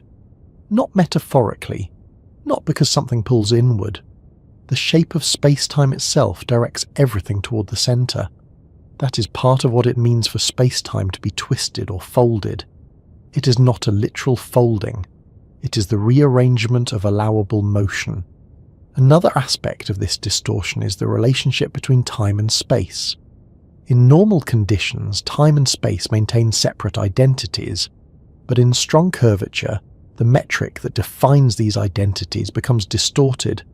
The time component can shrink, spatial components can stretch. The geometry that distinguishes time from space becomes altered. This change is not philosophical, it is mathematical. The metric that defines intervals loses its usual form. This is another sign that classical descriptions are being pushed beyond their limits.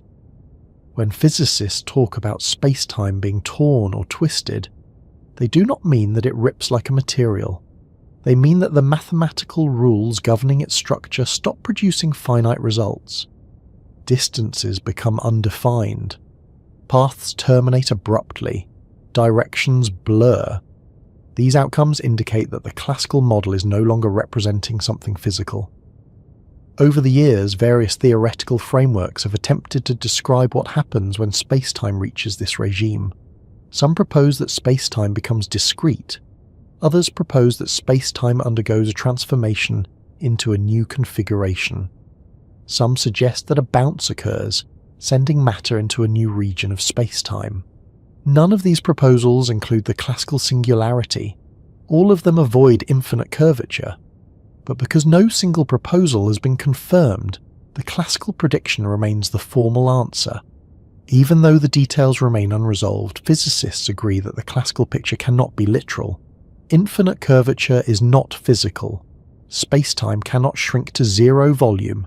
Matter cannot be compressed indefinitely. The singularity shows where the classical description ends. What happens next must be described by quantum gravity. Understanding this transition is central to modern physics because it marks the exact point where our knowledge is incomplete. The geometry leading up to that point is understood. The behaviour past that point is unknown. But because horizons prevent observation of the interior, direct measurements cannot guide the construction of the new theory. That is why the problem remains open. Still, the ability of relativity to describe the approach to this extreme regime is remarkable. The lantern analogy from the previous section still applies here. Relativity illuminates most of the path. It reveals how space-time distorts, it shows how curvature intensifies, and it makes clear where the mathematics stops. The breakdown is not hidden. The theory announces it loudly by producing infinities. What remains is the realization that this folding and distortion of space-time is not a malfunction of nature, but a limitation of the model used to describe it. Looking at how space-time behaves as the collapse pushes deeper into extreme curvature reveals a landscape that barely resembles the structure people are familiar with. In ordinary settings, geometry behaves in a way that allows distances, angles, and directions to follow predictable rules. The three spatial dimensions remain independent. Time flows at a steady pace. Coordinates can be set up so that motion is easy to describe. But when collapse reaches the innermost regions of a black hole, these familiar geometric features stop acting the way they should. They don't disappear, but they twist into shapes that stretch the meaning of geometry. The rules remain mathematical, but the results are far from intuitive. To understand why the geometry becomes so unusual, it's useful to recall what geometry means in the context of relativity. In this framework, geometry is not a simple background grid. It is the structure that determines how objects move. It tells matter how to travel. It defines the paths of light. It dictates the shape of time. When this geometry becomes distorted by gravitational collapse, everything influenced by it becomes distorted as well. The geometry doesn't just sit there. It pushes, shapes, and directs motion. Near the horizon, the distortion is significant but manageable. Distances behave differently. Time slows relative to distant observers. Light bends in steep arcs, but the geometric rules remain coherent. The metric describing space-time still produces finite values. The curves can still be followed. As the collapse continues, however, these features begin to deform so dramatically that the geometric rules produce structures that cannot be extended indefinitely. A good place to begin is with the notion of distance. Under ordinary conditions, distances measured between 2 points follow predictable rules. The metric that describes how these distances behave remains well defined. But inside a black hole, the geometry compresses so intensely that distances shrink in one direction and stretch in another. This doesn't refer to physical stretching or compression of objects. It refers to the mathematical structure of space-time itself. For example, the radial direction becomes compressed. Distances that would normally be measurable become extremely short. Meanwhile, directions perpendicular to the radial direction behave differently, sometimes shrinking at slower rates or distorting in more complex ways. These changes follow from the curvature, not from any material force. The next feature to consider is how the notion of direction changes. In everyday experience, directions are separate. One can point toward north, south, east, west, up, or down. Inside a black hole, those options collapse. The geometry dictates that all possible future motion tilts inward. This isn't a matter of preference or force, it is a matter of geometry. The inward direction becomes aligned with the direction of time. This realignment forces everything, including light, to move inward. This change doesn't happen because something pulls toward the center. It happens because time itself acquires a spatial component, and the spatial component becomes part of the path that must be followed. The strange geometry becomes even more pronounced when examining how geodesics behave. Geodesics are the closest thing relativity has to straight lines. In flat space-time, they are straight paths. In curved space-time, they bend according to the geometry.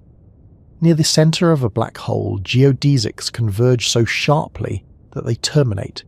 This termination is not a physical collision. It is a mathematical endpoint. The curvature becomes so extreme that the equations describing the paths produce an end. This end signals the breakdown of the classical description. It means the geometry cannot be extended in the usual way. Relativity treats this breakdown as inevitable under certain conditions. It doesn't claim the universe ends at this point. It only claims the classical model cannot continue. The fact that geodesics terminate shows where the limitations lie. This termination is the clearest indication that the geometry becomes too extreme for the classical equations. When geodesics no longer extend, the geometry can no longer be represented. That's how relativity signals the presence of a singularity. One of the more surprising features of the geometry near this region is how angles behave. Under ordinary conditions, angles add up in predictable ways. A triangle on a flat surface has angles that sum to 180 degrees. On curved surfaces, the sum changes, but it always follows rules that relate to curvature. Near a singularity, the curvature becomes so intense that the geometric rules predict angle sums that diverge. They may shrink or grow without approaching a stable value. These results are another sign that the classical description is nearing its limit. Angles are not physical objects. They are mathematical constructs. When those constructs stop behaving normally, it means the geometry underneath is no longer representable with classical tools. Time also becomes distorted in unusual ways. Even in weaker gravitational fields, time behaves differently at different locations. Clocks in stronger gravitational fields tick more slowly. Inside a black hole, these differences become extreme. The time component of the metric shrinks dramatically. It can approach zero. In classical relativity, when the time component of the metric approaches zero, time loses its usual properties. This doesn't mean time stops. It means the definition of time changes. In certain coordinate systems, the role of time and space switch. This swap is a mathematical statement about how intervals behave. It shows the structure becoming so twisted that the distinction between time and space becomes blurred. As the collapse moves inward, tidal forces grow rapidly. These forces arise from the difference in gravitational pull between two nearby points. In normal conditions, tidal forces exist but are small. Near a black hole, they become significant. Deeper inside, they become extreme.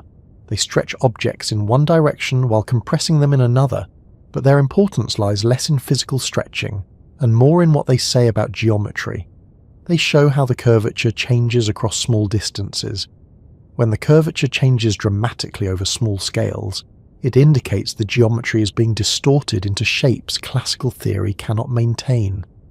The sharpest corners of the universe are not literal corners. They are regions where the geometry becomes so intensely curved that classical tools cannot describe them. These corners represent the boundary of our understanding. They highlight where space-time stops acting like a smooth manifold. At these corners, the metric becomes undefined. The curvature diverges. The underlying structure cannot be extended. Quantum mechanics suggests that these features cannot be literal. It implies that space-time should have limits on curvature or should behave differently at small scales. But until a complete quantum gravity theory exists, the classical picture remains the official description. That picture includes these sharp corners. Relativity provides additional insight into how these corners form. The equations governing curvature relate the distribution of matter and energy to the geometry of space-time. As matter collapses, the distribution becomes more concentrated. The curvature increases. This process continues until the distribution becomes so dense that the equation predicts the geometry will diverge. The shape of space-time is not torn physically. It is torn mathematically. The equation stops producing meaningful results. This helps clarify why singularities appear in relativity. They arise because the theory assumes space-time is smooth and continuous. When conditions push that assumption too far, the structure breaks down. This breakdown shows itself in the form of distorted geometry. The geometry behaves well until a certain threshold. After that threshold, it becomes impossible to extend the structure without adding quantum rules. Even though the geometry becomes extreme, the classical model still reveals patterns. It shows that the shape becomes anisotropic. That means different directions behave differently. The inward direction collapses faster than the tangential directions. The geometry stretches and compresses unevenly. This uneven behavior is a natural consequence of the collapse. It arises from the way the gravitational field varies across different directions. These differences can be seen by examining the curvature tensor, which describes how space-time curves. In ordinary conditions, the curvature tensor has modest values. Near a singularity, the values grow dramatically. Some components grow faster than others. This unequal growth shows how the geometry becomes distorted. Some directions stretch, others compress. The distortion is not random. It follows the equations exactly, but the equations lead to divergence. When components grow without bound, the geometry loses coherence. Another way to see the distortion is through expanding and contracting volume elements. In relativity, one can examine how a small region of space-time changes shape. In normal regions, the volume remains finite. Inside a collapsing region, the volume shrinks. Near a singularity, the volume approaches zero. This result is another sign that the classical model cannot describe the region fully. It suggests that space-time is being pushed into a configuration where the classical notion of volume no longer applies.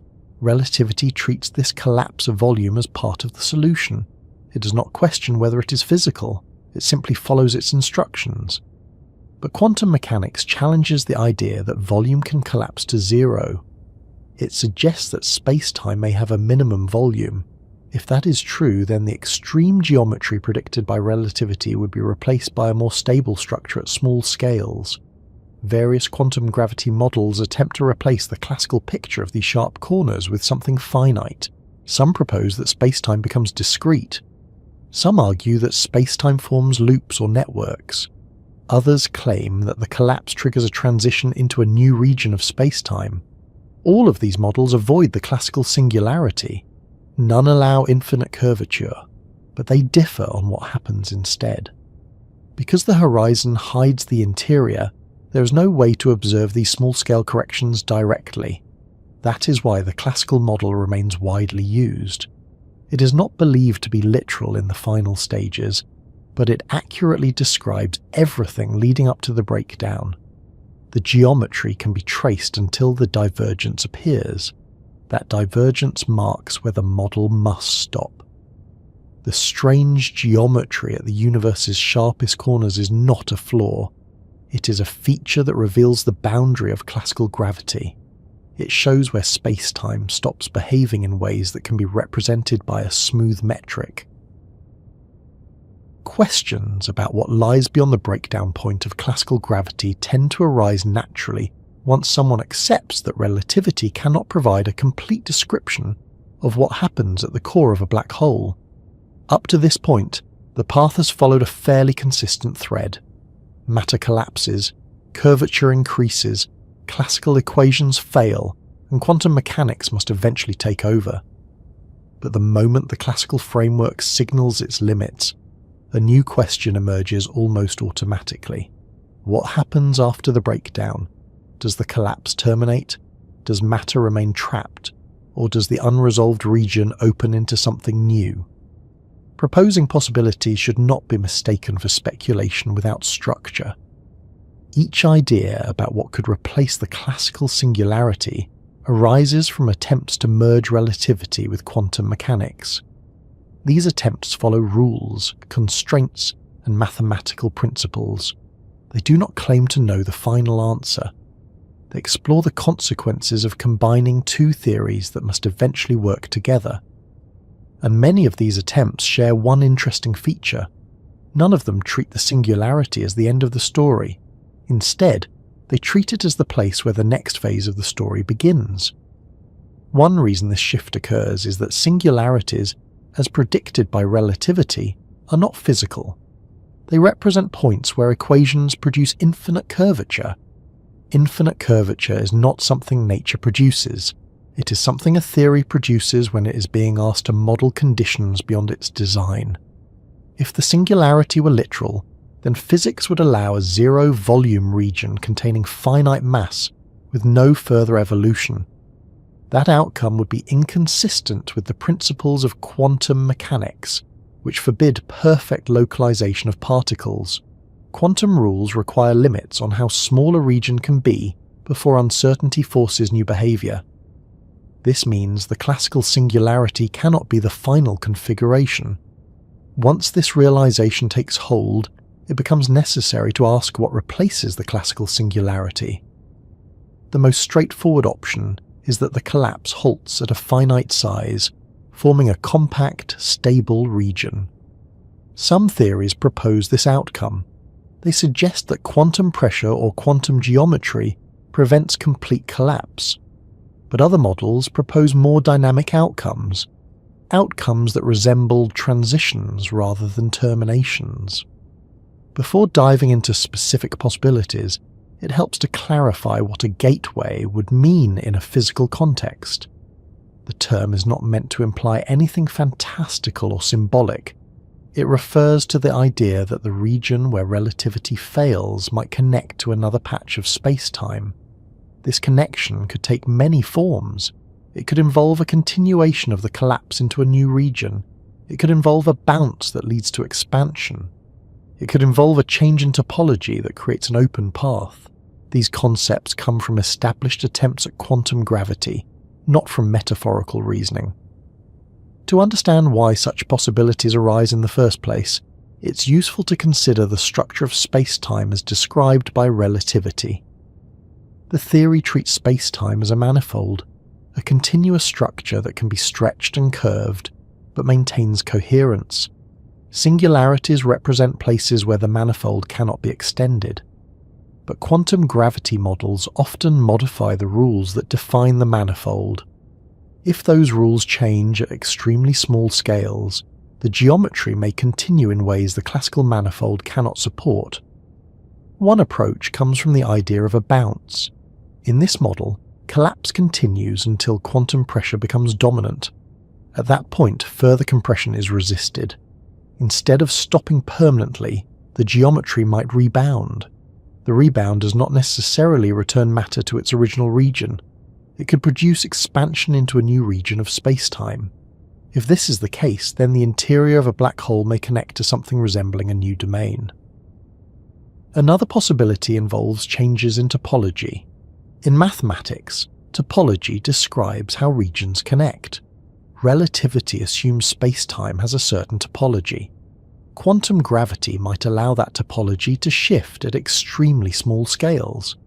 If such a shift occurs, the region originally described as a singularity might open into a new configuration. These ideas are not claims. They are consequences of the frameworks that attempt to unify gravity with quantum rules. They arise because a complete collapse into infinite curvature is not permitted by quantum mechanics. Something must replace it. The possibilities differ depending on the assumptions of each model. Loop quantum gravity is one of the frameworks that produces a bounce-like outcome. In this approach, space-time is treated as discrete. It is made of tiny loops that cannot be compressed beyond a certain limit. When collapse pushes space-time to that limit, the geometry becomes repulsive. This repulsion causes a rebound. The rebound may produce expansion into a new region. In this model, the singularity is replaced by a transition. The geometry contracts, reaches a minimum, and then expands. String theory provides a different perspective. It treats fundamental particles as extended objects rather than points. These objects cannot be compressed into zero volume. When collapse squeezes matter into a region smaller than the size of these objects, the behavior changes. The strings interact in new ways. The internal structure of space-time may shift. Some versions of string theory allow for the possibility that the region inside a black hole connects to another region. This could be viewed as a type of gateway. Another class of models involves quantum modifications to the classical metric. These models do not propose discrete structure or strings. They propose corrections to relativity that become significant at extremely small scales. These corrections smooth out the classical singularity. Instead of infinite curvature, the interior becomes a region with extremely high but finite curvature. This region can continue into a new domain. It does not end. It evolves. The evolution may involve new coordinates or new dimensions. Yet another idea involves the possibility that black holes could connect to white holes. A white hole is a hypothetical object that behaves as the time reverse of a black hole. Instead of trapping matter, it expels matter. Classical relativity allows white holes as mathematical solutions. They appear in extended models of space-time that include wormholes. But classical white holes are unstable. Quantum gravity might stabilize them. In models where black holes transition to white holes, the collapse inside the black hole continues until quantum effects cause a transformation. Matter then emerges into a new region. The transition would be invisible from the outside because the horizon hides the interior. But inside, the evolution could continue smoothly. In this scenario, the singularity is replaced by a doorway between collapse and expansion. These ideas must be handled carefully. They are derived from mathematical models, not from direct observation. The horizon prevents any measurement of the interior. Because of that, the possibilities remain theoretical, but theoretical doesn't mean arbitrary. Each possibility follows from attempts to combine relativity and quantum mechanics consistently. Asking whether singularities could be gateways is not a departure from physics. It is a direct extension of the need to replace a broken equation with a workable one. If the classical singularity represents a failure of the model, then the model must be modified. The modification may allow the geometry to continue past the classical breakdown. That continuation could reasonably be described as a gateway. It's important to clarify what such a gateway would not be. It would not be a portal in the science fiction sense. It would not be an intentional passage. It would not offer control or travel. Instead, it would be the natural continuation of space-time under new rules. It would be a region where classical curvature becomes quantum curvature. The geometry would change in ways the classical model cannot describe, but the transition would still be governed by physical laws. One way to visualize this is to imagine following the collapse mathematically. As the collapse deepens, the curvature grows. The classical model predicts divergence.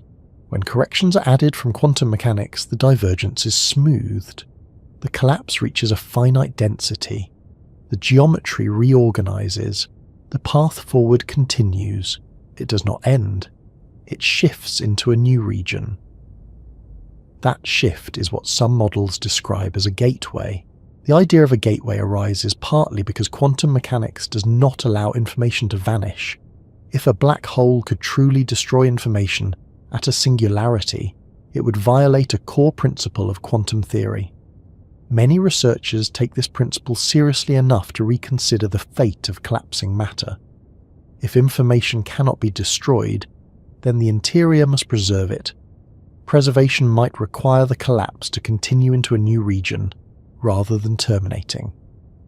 That continuation could resemble a transition or connection. The information problem is not merely philosophical.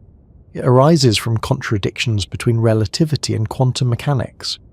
Resolving the contradictions often requires altering the picture of the singularity. The altered picture frequently involves new regions of space-time. The reasoning is not based on imaginative desire, but on mathematical necessity.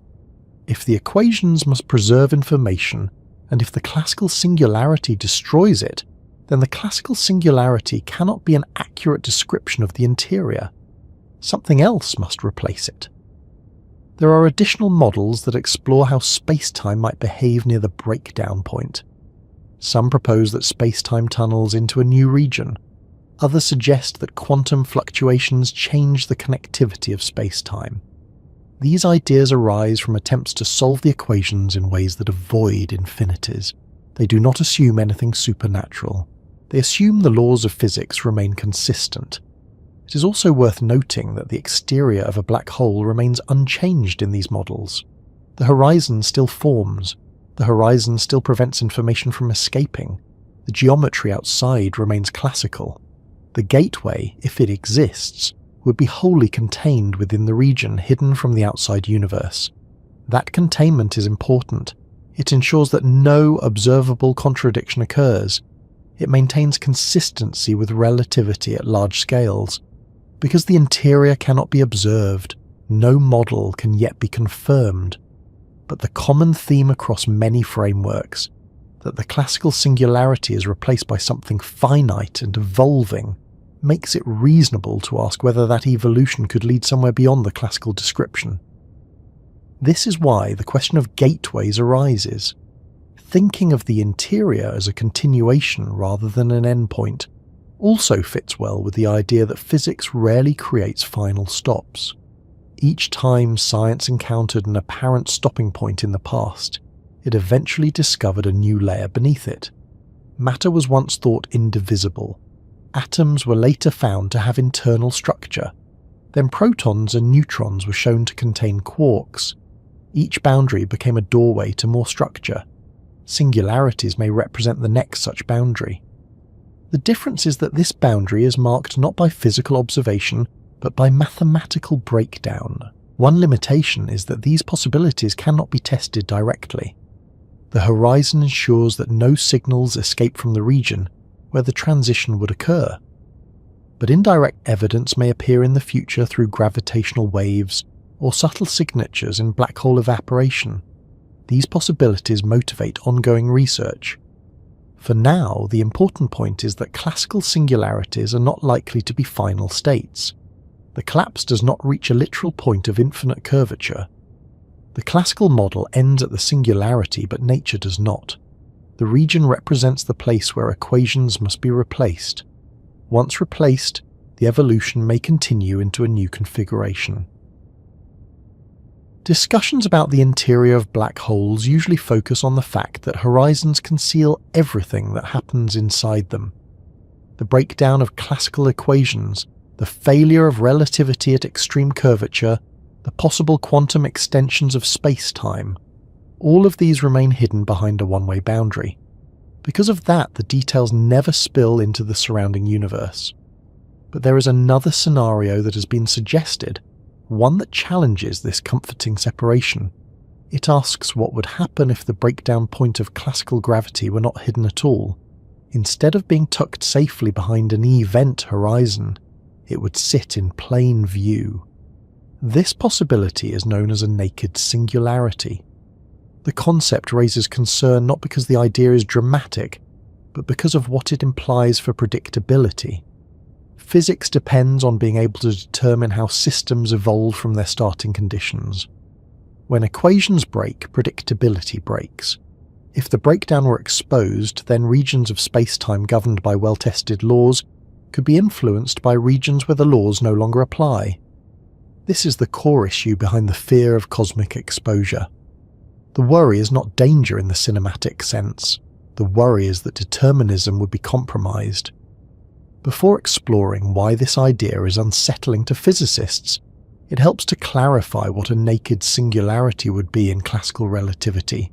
Under ordinary collapse, a horizon forms. The horizon ensures that any region where curvature becomes infinite is hidden. Nothing inside can influence the outside, but relativity also allows mathematical solutions in which no horizon forms. In those solutions, the region of divergence is visible. Light and particles can travel from the singularity to the rest of space-time. Relativity does not forbid these solutions mathematically. They are legitimate outcomes of the equations. The concern arises from what they represent.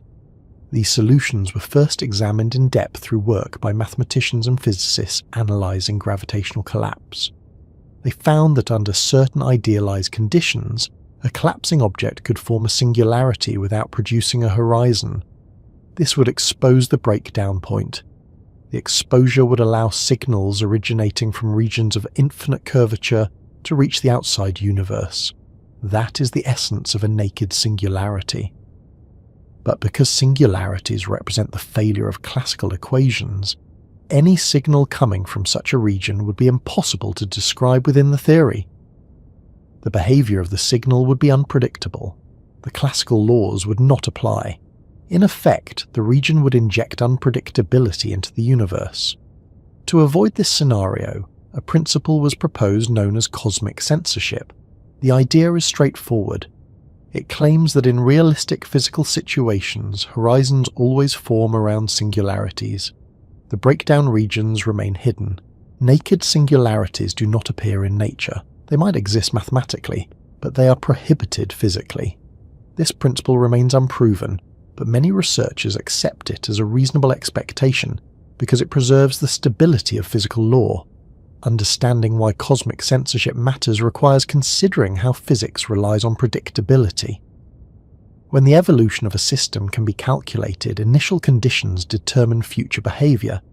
Relativity upholds this structure. If a singularity were visible, the region where laws fail could influence other regions. That influence would be impossible to calculate. The failure would spread. Predictions would lose reliability. The laws would no longer govern all regions of space-time. This concern is not philosophical. It is mathematical. In a space-time containing a naked singularity, the equations describing motion and curvature would have undefined values in regions that affect the rest of the universe. That means the equations could not uniquely determine the future. The core machinery of physics would no longer function.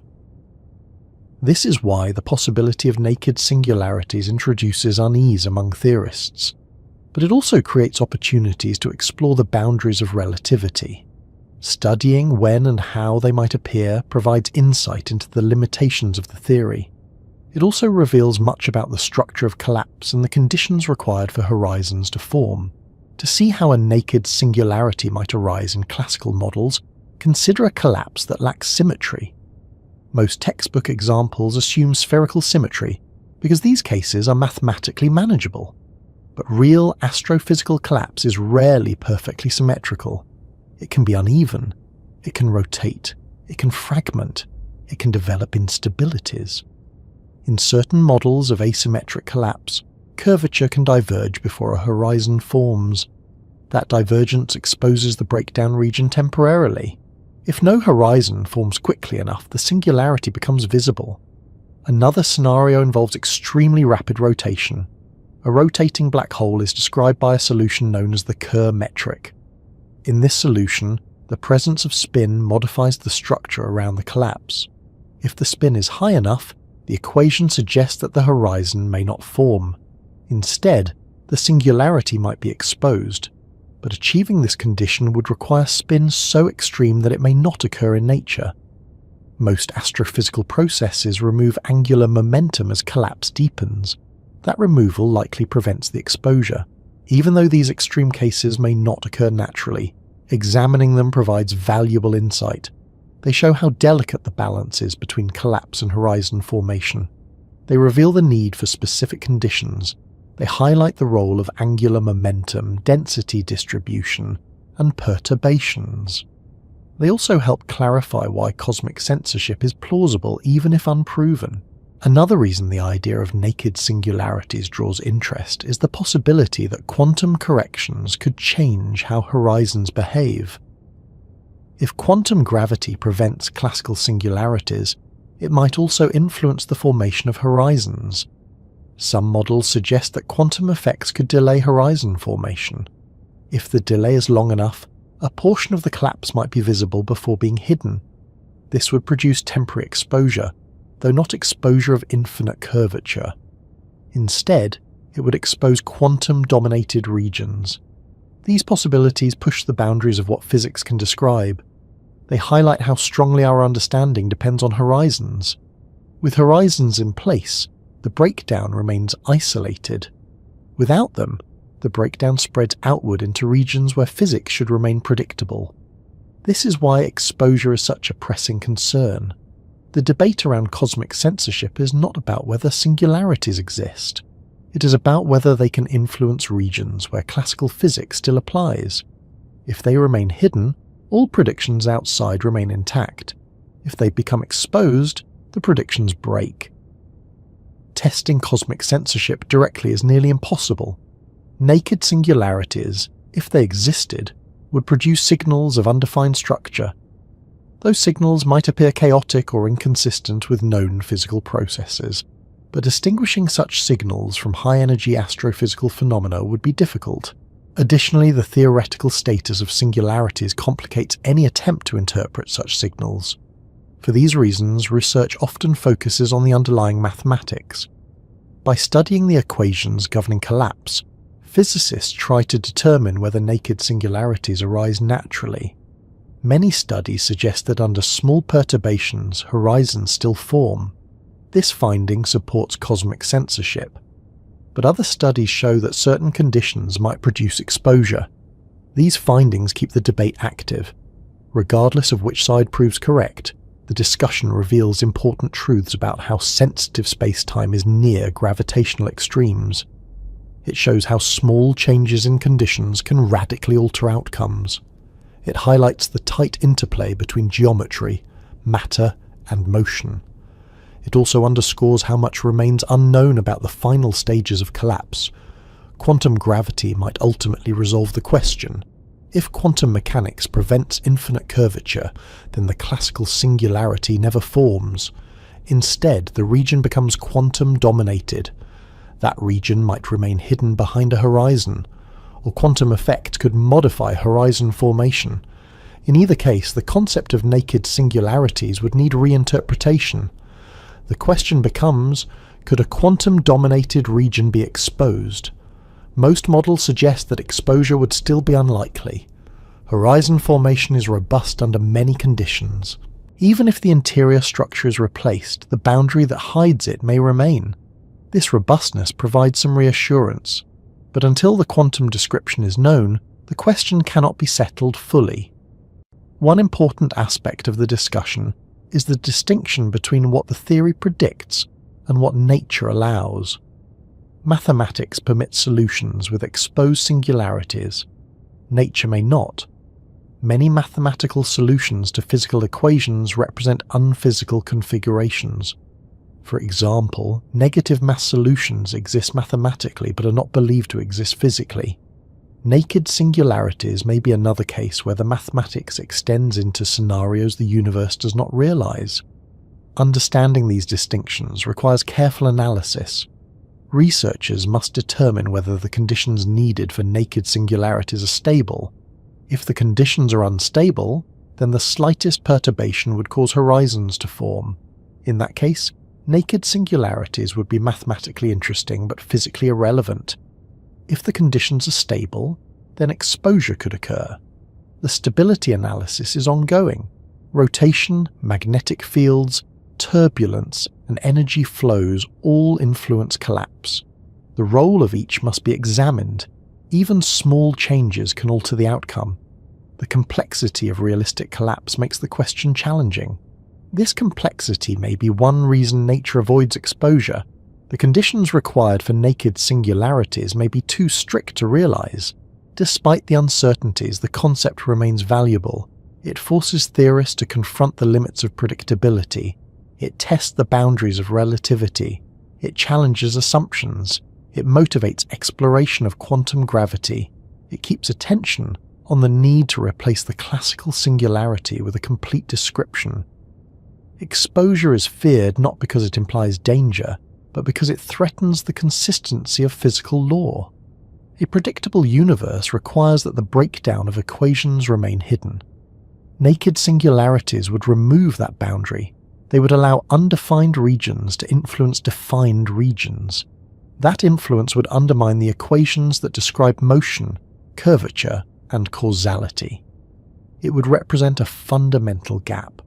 Even if nature avoids this outcome, contemplating it reveals how crucial horizons are for preserving the structure of physics. Horizons act as buffers. They isolate regions where different rules apply. They allow classical gravity to operate on large scales while quantum gravity governs small scales. They maintain order. Attempts to understand what really happens where relativity reaches its limits always lead to the same conclusion. The theory that describes gravity so successfully in nearly every context is incomplete. It works for planets, stars, galaxies, and even large regions inside black holes. It explains orbits, gravitational waves, and the bending of light. It predicts time dilation and describes the structure of space-time with impressive accuracy. But at the point where curvature grows beyond what the equations can handle, relativity stops being a reliable guide. The model produces infinities. Those infinities indicate that something essential is missing. That missing piece is the physics we still do not have. The unfinished nature of gravity is not a minor detail. It sits at the center of nearly every major mystery in modern physics. Questions about the origin of the universe, the interior of black holes, and the behavior of space-time at extremely small scales all depend on the same missing framework. Without that framework, singularities remain mathematical placeholders. They mark the boundaries where classical understanding ends, but they say nothing about what lies beyond. To see why the missing physics is so important, consider how different theories describe different scales. Quantum mechanics handles the small scale. It explains the behavior of atoms, electrons, photons, and other fundamental particles. It describes uncertainty, superposition, and entanglement. It works well for systems where distances and energies remain within certain ranges. General relativity handles the large scale. It explains gravity as curvature. It describes how mass and energy shape space-time. It works well for systems with strong gravitational fields or large structures. But the universe contains regions where both small scales and strong gravity combine. Those regions require a theory that unifies quantum rules with curvature. Such a theory does not exist yet. This gap becomes especially clear when studying the interior of a black hole. Relativity predicts a breakdown. Quantum mechanics predicts that matter cannot collapse indefinitely. Only a theory that merges both can describe the final stages. Each attempt to build such a theory must satisfy strict requirements. It must reduce to relativity when gravitational fields dominate. It must reduce to quantum mechanics when small-scale effects dominate. It must remain consistent with the principles of both. It must avoid infinities. It must preserve information. And it must allow space-time to behave in a well-defined way, even under extreme conditions. Meeting all these requirements is not easy. Many attempts have been made, but none have achieved full acceptance. The search continues because the universe demands a consistent description. Singularities highlight exactly which regions require that description. It helps to look at the history of how physics progressed to understand why the missing framework is so significant. Earlier theories reached similar limits. Classical mechanics failed to describe atomic behavior. This failure led to quantum mechanics. Newtonian gravity failed to describe strong gravitational fields. This failure led to general relativity. Each time, the breakdown showed where the next theory was needed. Singularities play the same role today. They mark the place where relativity fails. They show where the next theory must take over. One approach toward building this missing framework is known as loop quantum gravity. It attempts to quantize space-time itself. Instead of treating space-time as continuous, it treats it as composed of small units. These units bond into networks that form the fabric of space-time. Under this framework, curvature cannot reach infinity, because space-time cannot be subdivided indefinitely. This avoids the singularity. The collapse reaches a minimum size and then transitions into a new phase. The details of this transition vary depending on how the theory is applied, but the essential point is the same. The singularity is replaced by something finite. Another approach comes from string theory. It assumes that the smallest building blocks of the universe are not point particles, but tiny one-dimensional strings. These strings vibrate at different frequencies to produce different particles. Because strings have size, they cannot be compressed into zero volume. This prevents the formation of a classical singularity. The collapse leads to a region where strings interact intensely. The internal geometry may change. Some versions of the theory predict that space-time could continue into additional dimensions. Others propose that black holes could connect to new regions. The nature of the transition depends on the version of the theory. A third approach involves modifying general relativity itself. These modifications add correction terms to the equations that become important at extremely small scales. They smooth out the curvature. Instead of diverging, the curvature reaches a maximum value. The collapse reaches an endpoint that is finite. The endpoint could resemble a dense core. It could resemble a transitional region. It could behave like a different phase of space-time. These models share the key property that they eliminate infinities while preserving consistency with classical behavior at larger scales. Despite these attempts, no model has achieved universal acceptance. Each approach has strengths and weaknesses. Each approach explains some phenomena well but struggles with others. This lack of consensus is one reason the physics remains unfinished. The universe may follow rules that differ from any current proposal. Until a complete theory is discovered, the true nature of the singularity remains unknown. One reason the search for a unified theory is challenging is that gravity behaves differently from the other fundamental forces. Electromagnetism, the weak force, and the strong force all fit naturally into quantum mechanics. Gravity does not. Attempts to quantize gravity directly run into difficulties. The mathematics becomes unstable. The results diverge. These divergences resemble the infinities produced by singularities. The problems may be connected. If gravity is inherently geometric, then quantizing it may require quantizing geometry itself. This is one reason loop quantum gravity treats spacetime as discrete. But whether spacetime is truly discrete remains uncertain. Another challenge involves information. Quantum mechanics demands that information cannot be destroyed. Relativity suggests that information falling into a black hole becomes inaccessible. Hawking radiation introduces further complexity. It allows black holes to evaporate slowly. If a black hole evaporates completely, what happens to the information it once contained? If the information disappears, quantum mechanics is violated. If the information remains somehow encoded, relativity must be modified. This conflict is known as the information paradox. Solving the paradox requires the unfinished physics of quantum gravity. The singularity sits at the heart of this conflict. If the singularity were physical, information reaching it would be destroyed. That outcome cannot be allowed under quantum rules. Therefore, the singularity must be replaced by something that preserves information. But without a theory of quantum gravity, the replacement remains unknown. Various proposals exist, but none have been proven correct. Some researchers suggest that information escapes through subtle correlations in Hawking radiation. Others suggest that the horizon stores information on its surface. Some propose that the interior geometry encodes information in ways that remain consistent during evaporation. Each of these proposals requires modifications to our current understanding. All of them highlight the incompleteness of existing theories. The need to unify relativity and quantum mechanics extends beyond black holes. It also applies to the earliest moments of the universe. The Big Bang represents another region where classical equations produce a singularity. That singularity likely represents the same kind of breakdown as the one inside black holes. The early universe probably entered a quantum gravitational phase where spacetime behaved differently. That phase remains unknown because the necessary physics remains unfinished.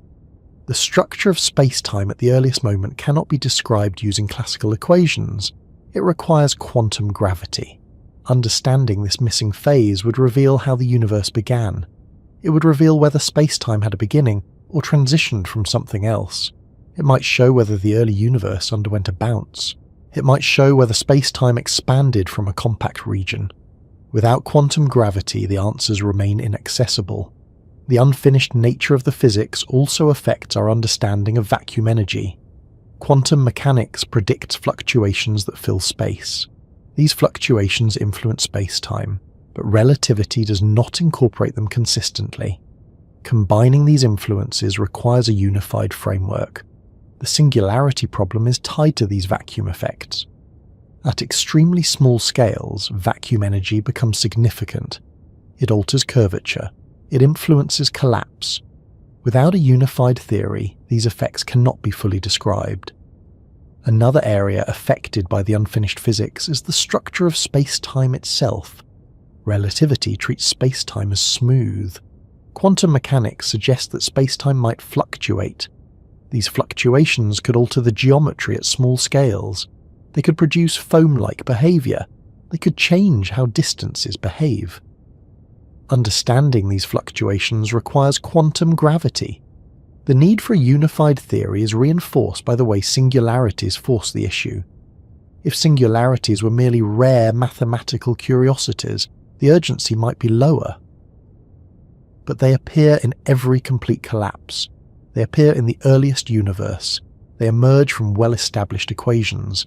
They do not depend on unusual conditions. This consistency indicates that the missing physics is fundamental.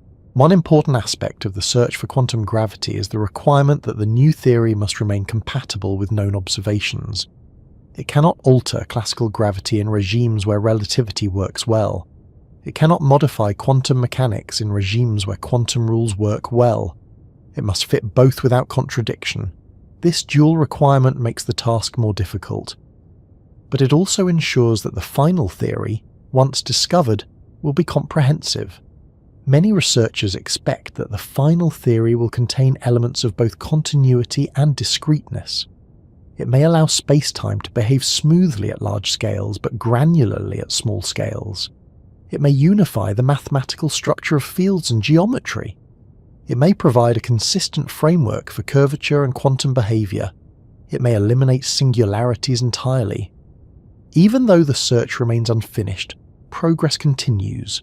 New mathematical techniques, observational data from gravitational waves, and improvements in particle physics all contribute to the effort. Each new insight brings the physics closer to completion. Singularities serve as both obstacles and guides. They expose the limits of current models. They highlight where the next developments must occur. The interior of a black hole represents one environment where these developments are essential. The early universe represents another. Both require the same unfinished physics. That connection suggests that the final theory will unify many seemingly unrelated concepts. It may reveal common principles underlying both collapse and expansion. It may show how space-time behaves when pushed to its limits. As you sit with these ideas, it becomes clearer why singularities are so influential. They force physicists to confront unfinished work. They highlight the missing foundation. They mark the places where classical descriptions stop. And they point toward the need for a deeper, more complete framework. Work on black holes often leads naturally to a comparison that is difficult to ignore. If the collapse of a massive star brings space-time to conditions where classical equations fail, then what about the earliest moments of the universe? The equations describing the expanding cosmos, when tracked backwards, reveal a point where density and curvature rise without bound. This resemblance has been apparent since the first models of cosmic expansion.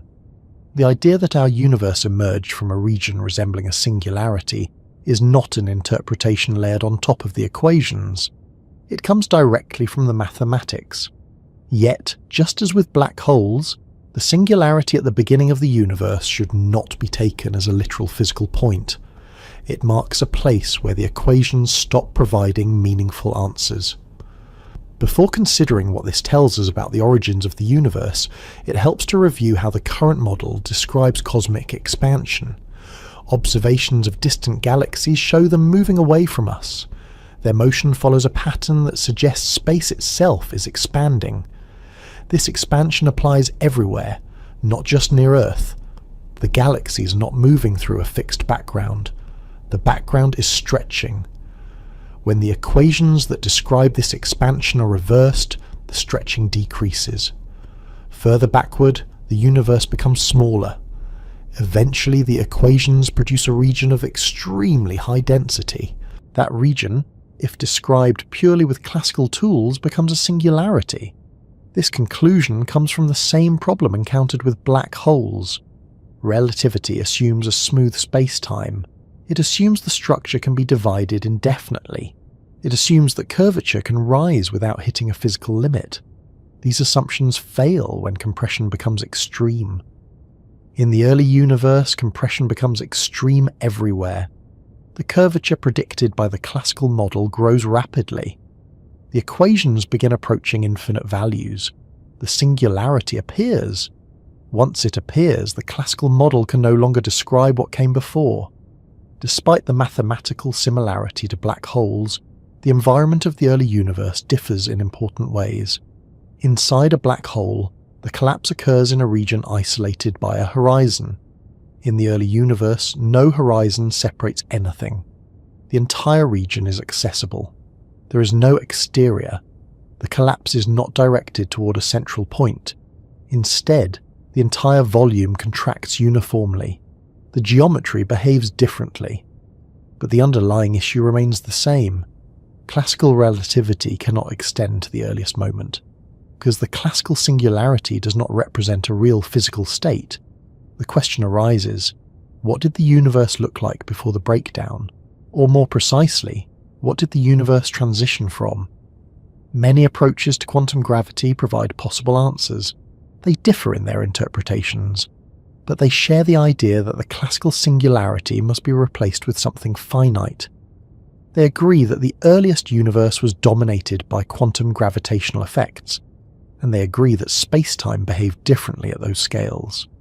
To understand why this matters, it helps to consider how the early universe evolved once it expanded enough for classical physics to apply. After the earliest phase, the behavior becomes easier to describe. Temperatures drop, particles form, forces separate, atoms assemble, stars and galaxies eventually emerge. Every stage of this evolution depends on the initial conditions produced by the earliest moment.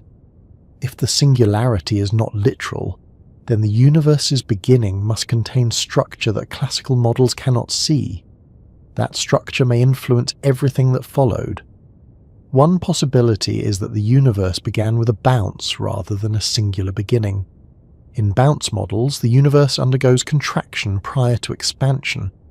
The contraction continues until quantum gravitational effects prevent further collapse. At that point, the geometry reverses. Expansion begins. This replacement eliminates the singularity. The earliest moment becomes a transition rather than a beginning. The universe before the bounce may have been large. It may have had structure. But because the bounce occurs at high curvature, details of the prior state may be difficult to retrieve. Another possibility is that the universe emerged from a compact region of space-time without undergoing a classical collapse.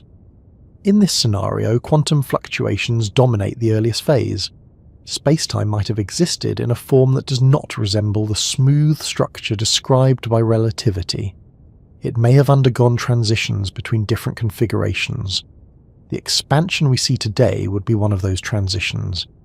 Other models propose that the early universe expanded from a state where space-time had different dimensional behavior. In these models, the early geometry may have had fewer effective dimensions. As expansion progressed, additional dimensions became accessible. The apparent singularity arises because classical equations do not account for these altered structures. Even within the standard framework of inflationary cosmology, the classical singularity is recognized as a boundary where the theory must eventually be replaced. Inflation describes how the universe expanded rapidly in its earliest moments.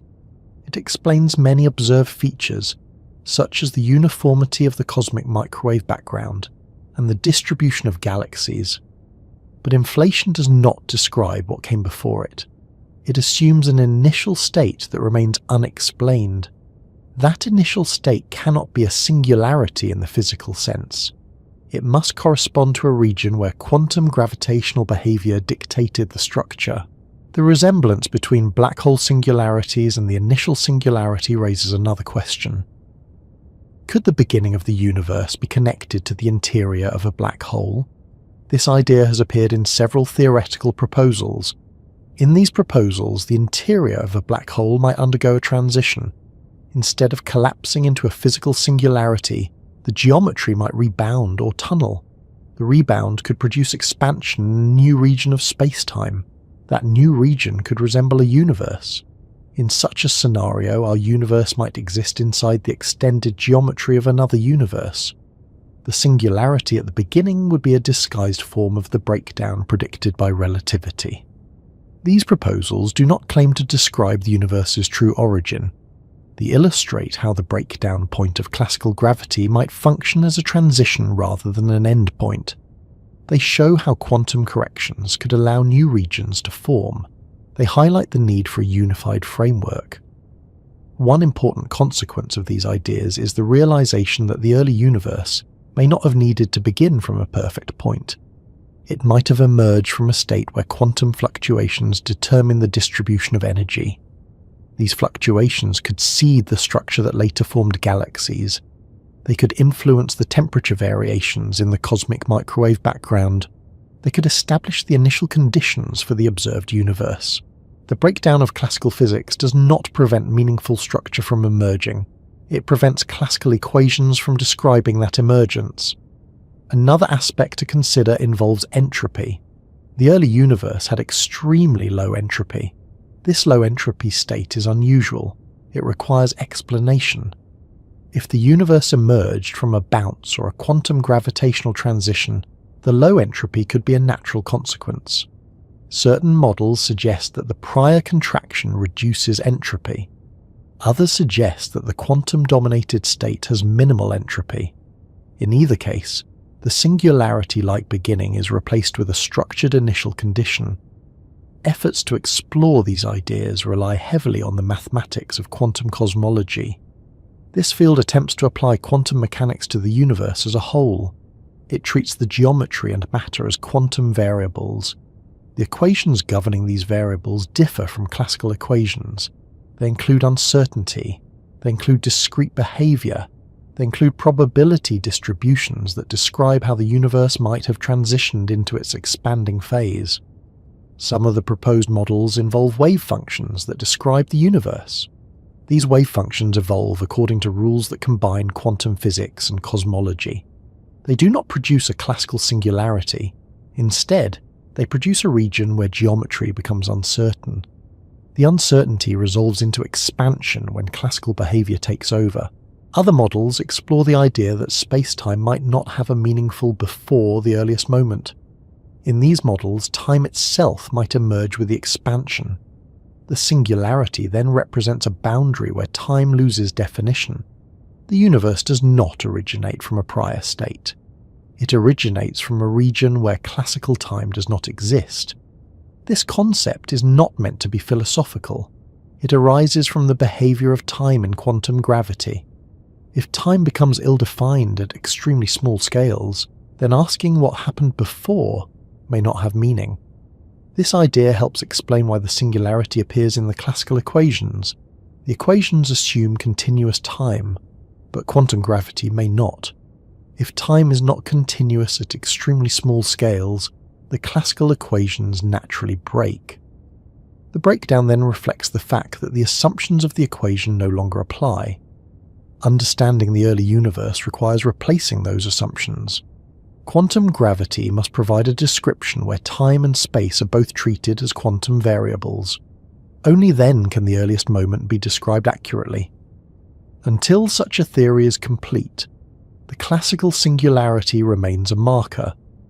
One of the most intriguing questions about the early universe involves the shape of space-time at its beginning. Observations show the universe is nearly flat. That flatness requires precise initial conditions. Inflation helps explain this flatness by stretching space-time, but even inflation requires an initial state. The classical singularity cannot provide that state. A quantum gravitational description must do so. Several models propose that flatness emerges naturally from the behavior of quantum space-time. In some models, space-time is forced toward flatness by the rules governing quantum geometry. In others, fluctuations average out. In still others, the earliest state is constrained to be flat by symmetry. These explanations remain provisional until a full theory is known, but they show how the singularity problem connects to many other questions. The beginnings of the universe also involve the origins of matter. In classical models, matter density becomes infinite at the singularity. Quantum gravity avoids that result. It allows a finite density. It allows fields to fluctuate. It allows energy to distribute in ways that seed future structure. Matter could emerge through transitions in quantum fields. These transitions require physics beyond the classical picture. Another important issue involves the total energy of the universe. Classical models struggle to describe it. Quantum models may provide better explanations. They may show how energy conservation works in expanding space-time. They may show how energy emerges from fluctuations. They may explain why the universe exists with the properties it has. Because the earliest moment cannot be observed directly, the search for answers depends on indirect evidence. Observations of cosmic microwave background radiation, gravitational waves, and large-scale structure help constrain models. Each observation narrows the possibilities. Each observation reduces the range of acceptable theories. Even though the earliest moment remains hidden, its effects remain visible. These effects guide the search for the missing physics. the connection between black hole singularities and the initial singularity reveals a deeper point.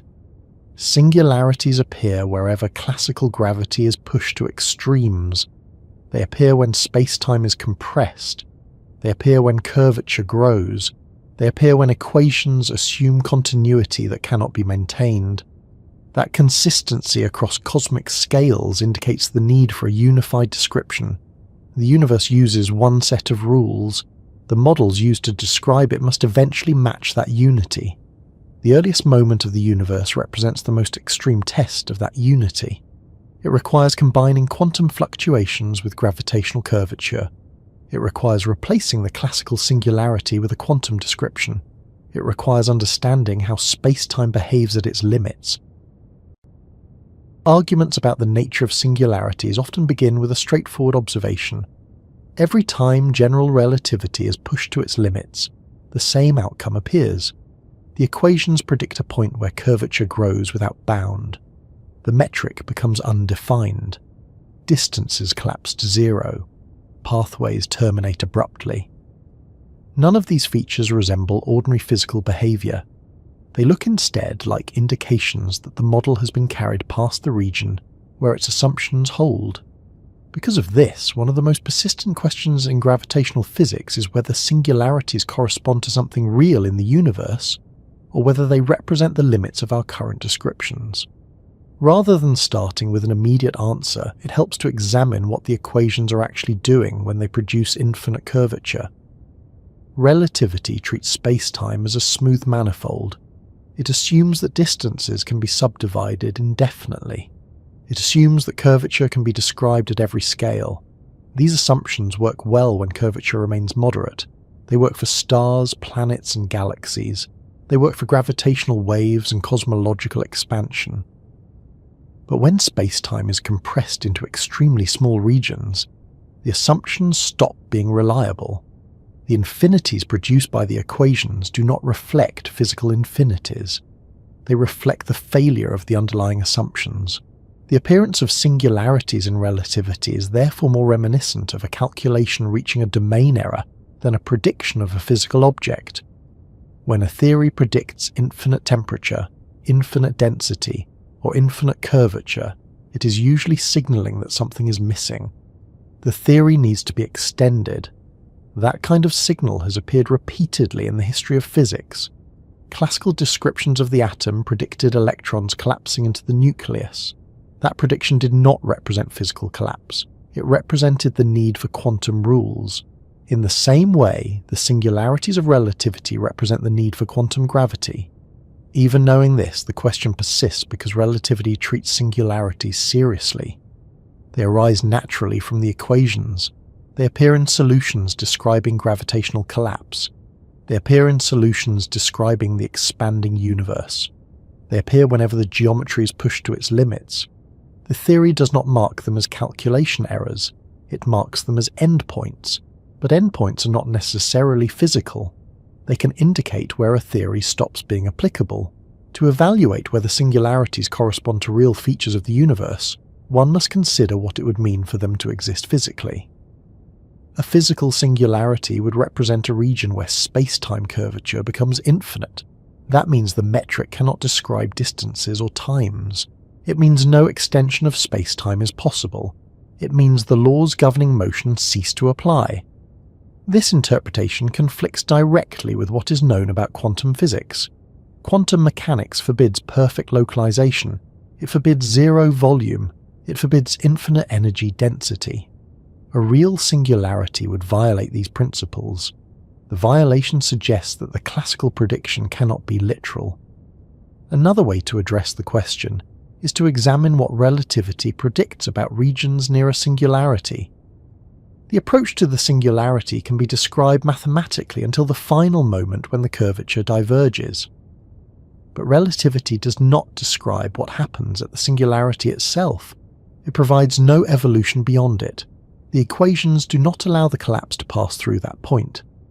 This is another sign that the singularity is a confession of mathematical inability rather than a physical feature. Still, the issue becomes more subtle when considering whether nature could approach a singularity asymptotically without reaching it. Perhaps quantum corrections become important before the singularity forms. If those corrections modify the interior, the collapse could reach a finite state where curvature reaches a maximum. That state would not be a singularity in the classical sense, it would be a quantum gravitational region. This interpretation aligns with most current attempts to build a unified theory. In these attempts, curvature grows large but not infinite. The classical singularity disappears. The region becomes dominated by quantum behavior. Because no unified theory of quantum gravity exists yet, the classical singularity remains in the equations. The equations continue to present it as the endpoint. But the presence of this endpoint is not evidence that the universe contains physical infinities. It is evidence that relativity needs assistance in those regimes. One reason the conversation persists is that singularities appear consistently in solutions that describe realistic gravitational collapse. This consistency raises the question of whether nature produces something that resembles a singularity, even if the literal infinite value is not physical. The answer depends on what counts as resembling a singularity. If the final state of collapse is a region of extremely high but finite curvature, one could argue that the singularity predicted by relativity points toward that region. It identifies where quantum physics must take over, but it does not describe the region accurately. It only marks the location where the classical description stops. Examining how singularities are treated in different theoretical frameworks helps clarify the issue further. In loop quantum gravity, the singularity is replaced by a minimum volume. Space cannot be subdivided indefinitely. Curvature cannot diverge. Instead of becoming infinite, the collapse reaches a point where the geometry transitions. In this picture, the classical singularity is replaced. It becomes a region where the geometry behaves differently. It is not a point of infinite curvature. It is a point where the underlying structure of space-time changes. String theory offers another interpretation. It replaces point particles with extended objects. These extended objects cannot be compressed into zero volume. Their size creates a limit on how small the region can become. The curvature does not diverge. Instead, the interior becomes a region where string interactions dominate. This region replaces the classical singularity. It is not infinite. It is finite. It is structured. It is governed by quantum rules rather than classical ones. Other models introduce quantum corrections to general relativity. These corrections modify the behavior of curvature. They prevent singularities by smoothing out the geometry. The collapse reaches a peak curvature and then transitions into a different configuration. No infinite values arise. The collapse does not terminate abruptly. It continues under new rules. These interpretations share a common theme. They all replace singularities. Not one accepts a singularity as a literal physical entity. This consistency across competing approaches suggests that singularities are confessions of mathematical insufficiency. They are the equations admitting they cannot describe the region adequately. However, the question becomes more nuanced when considering what is observable. The horizon surrounding a black hole prevents direct observation of the interior. Whatever replaces the classical singularity remains hidden. Because of this, the mathematical confession cannot be tested directly. The presence or absence of a true singularity inside a black hole may never be observable. If quantum gravity prevents singularities, then the breakdown region remains inaccessible. If relativity's singularity was somehow physical, it would remain inaccessible as well. In either case, the horizon blocks observation. This raises a deeper point about what it means for something to be real. If a region cannot be observed and cannot influence anything outside the horizon, its properties may be unknowable. The interpretation of the singularity becomes a question about the consistency of the theory, rather than the literal structure of the interior.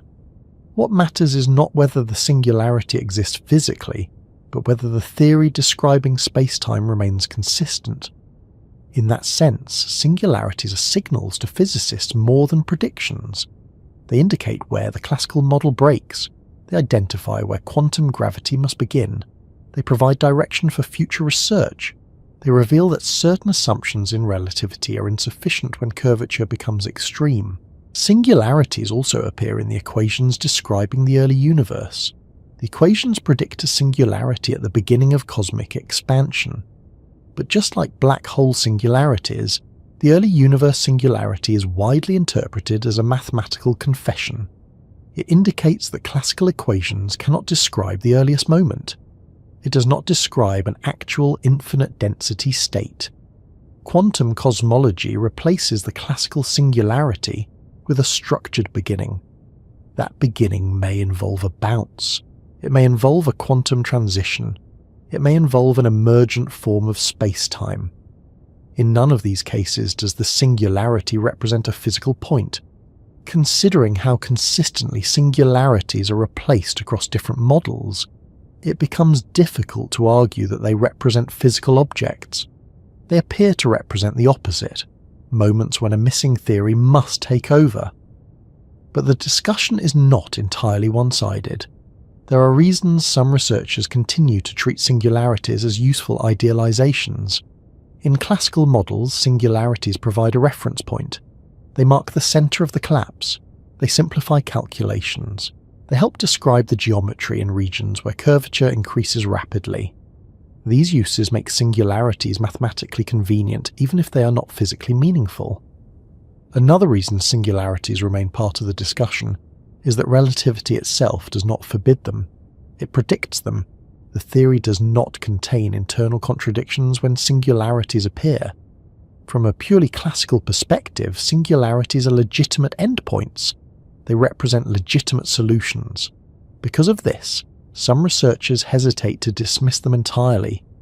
They argue that the singularity might be a real feature of the classical theory, even if it is replaced in the quantum theory.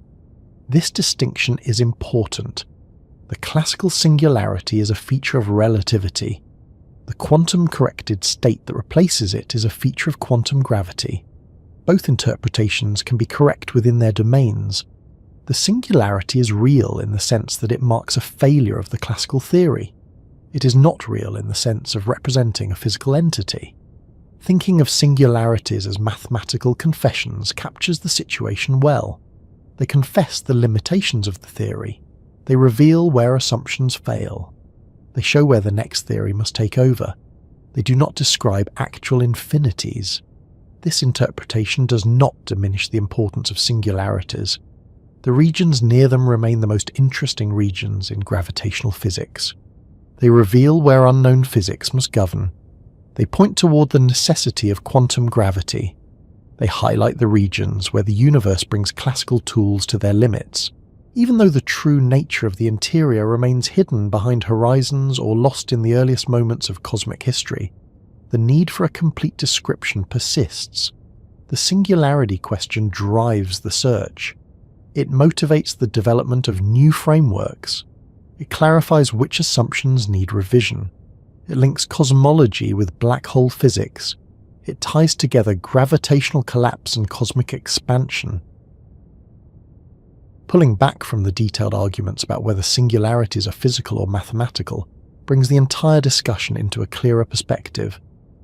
At each stage of examining collapse, curvature, horizons, and the limits of classical equations, one theme has remained constant. Every attempt to understand what happens in extreme gravitational environments eventually leads back to the same underlying issue. Physics has reached a boundary. The theories that describe the universe so precisely at accessible scales cannot be stretched indefinitely.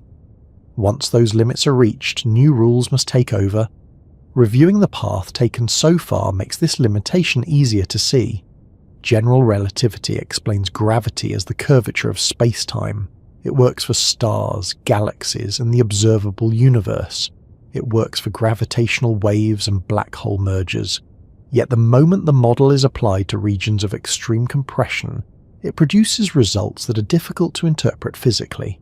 Curvature grows without limit. Geodesics terminate. The metric becomes undefined. These outcomes point unmistakably toward the need for a deeper description. Quantum mechanics, on the other hand, governs the behaviour of atoms and particles. It handles uncertainty, superposition, and entanglement. It explains why electrons occupy stable states. It explains how photons behave. But quantum mechanics does not include gravity. It does not describe curvature. It does not explain space-time itself. Both theories are extremely successful, but neither can replace the other. When conditions demand both simultaneously, neither one can provide a complete answer. Examining singularities has shown how clearly this limitation appears. In black hole interiors, relativity predicts a breakdown of its own structure. In the earliest state of the universe, relativity again predicts a breakdown. The same warning appears in both contexts. The singularity is not the universe revealing a mysterious object. It is the theory revealing its own boundaries. Looking at the range of attempts to replace the singularity with a finite, physically meaningful region further confirms this view. Whether through discrete geometry, extended objects, quantum corrections, or entirely new frameworks, each attempt eliminates infinite curvature. Each attempt restores consistency by introducing new rules.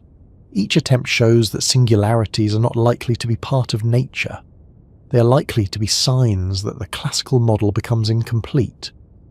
Returning now to the larger scale helps place these details into context. Singularities appear only when pushing toward extremes. For almost all observable environments, relativity remains sufficient. Space does not collapse into infinite curvature in normal conditions. Galaxies evolve without reaching mathematical boundaries.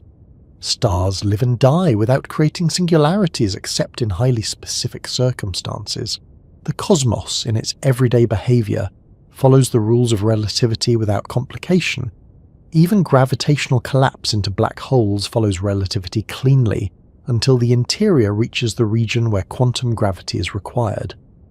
Outside the horizon, the model performs flawlessly. Observations of black hole mergers confirm its predictions. The horizon hides whatever corrections are needed inside. This makes it possible to rely on relativity for a vast range of calculations. Stepping back in this way emphasizes how localized the missing physics is. The breakdown occurs at the smallest possible scales and in the strongest possible gravitational fields. This narrow region is difficult to access, both observationally and experimentally. Because horizons isolate black hole interiors, direct measurement remains impossible. Because the earliest universe cannot be revisited, its initial state must be inferred. These constraints ensure that the missing framework will take time to develop. Even so, progress happens steadily through indirect means. Observations of gravitational waves allow tests of extreme conditions. Measurements of the cosmic microwave background reveal the imprint of early universe fluctuations. Experiments in particle physics probe interactions that might be connected to quantum gravity. Each piece of data adds constraints. Each constraint narrows the possibilities. Each narrowing helps shape the future theory. Returning gradually to the broader theme also highlights how much of the universe remains governed by known physics. Galaxies orbit their centers. Stars fuse hydrogen. Planets follow predictable paths. Molecular clouds collapse into new stars. None of these processes require quantum gravity. They unfold according to rules that have been tested repeatedly. This does not diminish the importance of the missing physics. It simply places it in perspective.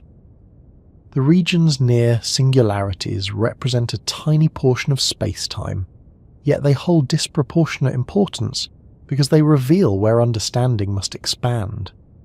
These regions serve as guides. They mark where future theories must operate. They provide direction for the next steps in physics. Looking again at the question that motivated much of this journey, whether singularities exist physically or are mathematical signals, it becomes clear that the most meaningful answer lies somewhere between those two interpretations. Singularities are real in the sense that they appear consistently in the classical equations. They mark locations where the model fails. They are not real in the sense of representing physical points with infinite curvature. They are warnings. They are boundaries. They are the signs that physics must be expanded. Returning from this detailed examination of collapse and curvature, it becomes easier to see how the broader universe fits together. Most of space-time is stable. Most of space-time is describable with classical tools. The extreme environments discussed earlier are exceptions. They reveal the edges of the map. They show the frontier where new physics must be developed. Even the early universe, which appears to contain a classical singularity when traced backward, becomes less mysterious when framed this way.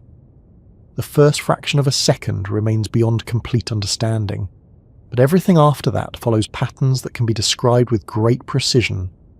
The structure of galaxies, the distribution of large-scale matter, the temperature variations in the cosmic microwave background, and the patterns in gravitational lensing all provide evidence of the early universe's evolution. These observations confirm that the classical singularity is not a physical state. It is a placeholder for missing physics. Gradually shifting focus from specific mechanisms to overall patterns helps reinforce the continuity between ordinary physics and the unresolved regions. Although the interior of a black hole cannot be observed, the exterior behaves predictably. Although the earliest moment cannot be recreated, the later evolution carries its imprint. These connections show how the unknown and known regions remain linked. Moving away from the details of quantum gravity proposals and classical breakdowns also brings attention back to the role that scientific models play. Models are tools designed to explain observations and predict future behavior. They are not literal descriptions of reality. Relativity excels as a tool for describing curvature. Quantum mechanics excels as a tool for describing particles. Each tool performs well within its domain. Where the domains overlap, new tools must be built. Singularities signal where those new tools are required. One of the most reassuring aspects of physics is that each time models break down, the breakdown leads to deeper understanding. Classical mechanics gave way to quantum mechanics. Newtonian gravity gave way to relativity. These transitions did not erase previous knowledge. They extended it. They connected the old with the new. The same process likely awaits the problem of singularities. Quantum gravity, when complete, will not discard relativity. It will extend it. It will retain the parts that work and modify the parts that fail. It will treat singularities not as physical objects, but as indicators of where adjustments are needed. Considering the overall structure of the universe in this light helps calm the urgency that sometimes surrounds questions about singularities. The universe has remained stable for billions of years. The formation and evolution of stars, galaxies, and cosmic structure occurs without requiring knowledge of the missing physics. The regions where new rules must operate are extremely limited. They matter because they reveal frontiers, not because they threaten understanding. Returning to the larger cosmic picture also encourages attention to the role that measurement and observation play in shaping theory. No singularity has ever been observed. No infinite curvature has been detected. All evidence points toward finite behavior. Even inside black holes where measurements are impossible, theoretical work strongly suggests that infinities do not occur in nature. They appear only in equations. The equations reveal their own limits. Reflecting on the history of ideas that led to these conclusions makes the path forward clearer. Einstein's equations were not built with quantum fluctuations in mind. They were built to explain curvature as a continuous structure. That structure matches the observable universe at most scales. Yet when the equations reach extreme environments, they begin producing values they were never designed to handle. This is not a failure. It is a guide. Gradually stepping back from this recognition allows the entire discussion to shift toward broader themes. Understanding the universe requires models that function across scales. When one model reaches its limits, extending the framework becomes necessary. The appearance of singularities provides the clearest sign that gravity and quantum mechanics must eventually be unified. Building that unification remains a long process, but the direction is established. The requirements are known, The evidence points consistently toward the need for a deeper theory. Letting the details settle brings attention to something else as well. The universe remains understandable even without full knowledge of its extremes. The regions where understanding ends are small compared to the vastness of cosmic space. They represent opportunities rather than obstacles. They encourage new ideas. They encourage careful examination. They inspire the search for a unified description. Returning gently from the dense mathematical arguments surrounding singularities allows the larger conceptual landscape to appear again. Space expands. Matter forms structure. Stars are born and die. Galaxies interact. Light travels across billions of light years. These processes unfold according to well-tested rules. The unknown regions do not overshadow the known ones. They exist at the edges. They draw curiosity without undermining the stability of the broader picture. As attention shifts away from the intense gravitational scenarios described earlier, the pace of thought can slow. The complexities of collapse no longer demand immediate resolution. The unresolved nature of quantum gravity becomes less urgent. The singularity question, while still profound, becomes part of a larger continuum of inquiry. It no longer dominates the landscape. It becomes one thread among many. In this slower setting, it becomes easier to appreciate how stable the universe is at scales accessible to us. Systems evolve predictably. Orbiting bodies follow calculable paths. Waves of gravity travel cleanly through space. These features anchor understanding. They provide reassurance that even though the extremes remain challenging, the overall structure remains reliable. Gradually easing away from the frontier of singularity, physics also allows space for recognition of the simplicity that emerges when stepping back. The universe operates with remarkable consistency across vast scales. The need for new physics does not imply instability. It implies opportunity. It implies depth. It implies a continuing journey. Drifting carefully from the edges of collapse and curvature, the view becomes wider. The intense focus softens. The broader shape of physical law becomes more apparent. Patterns re-emerge, connections deepen. The missing pieces no longer feel like gaps. They feel like reminders that understanding is always expanding. The work continues. The models evolve. The universe remains steady as that evolution unfolds.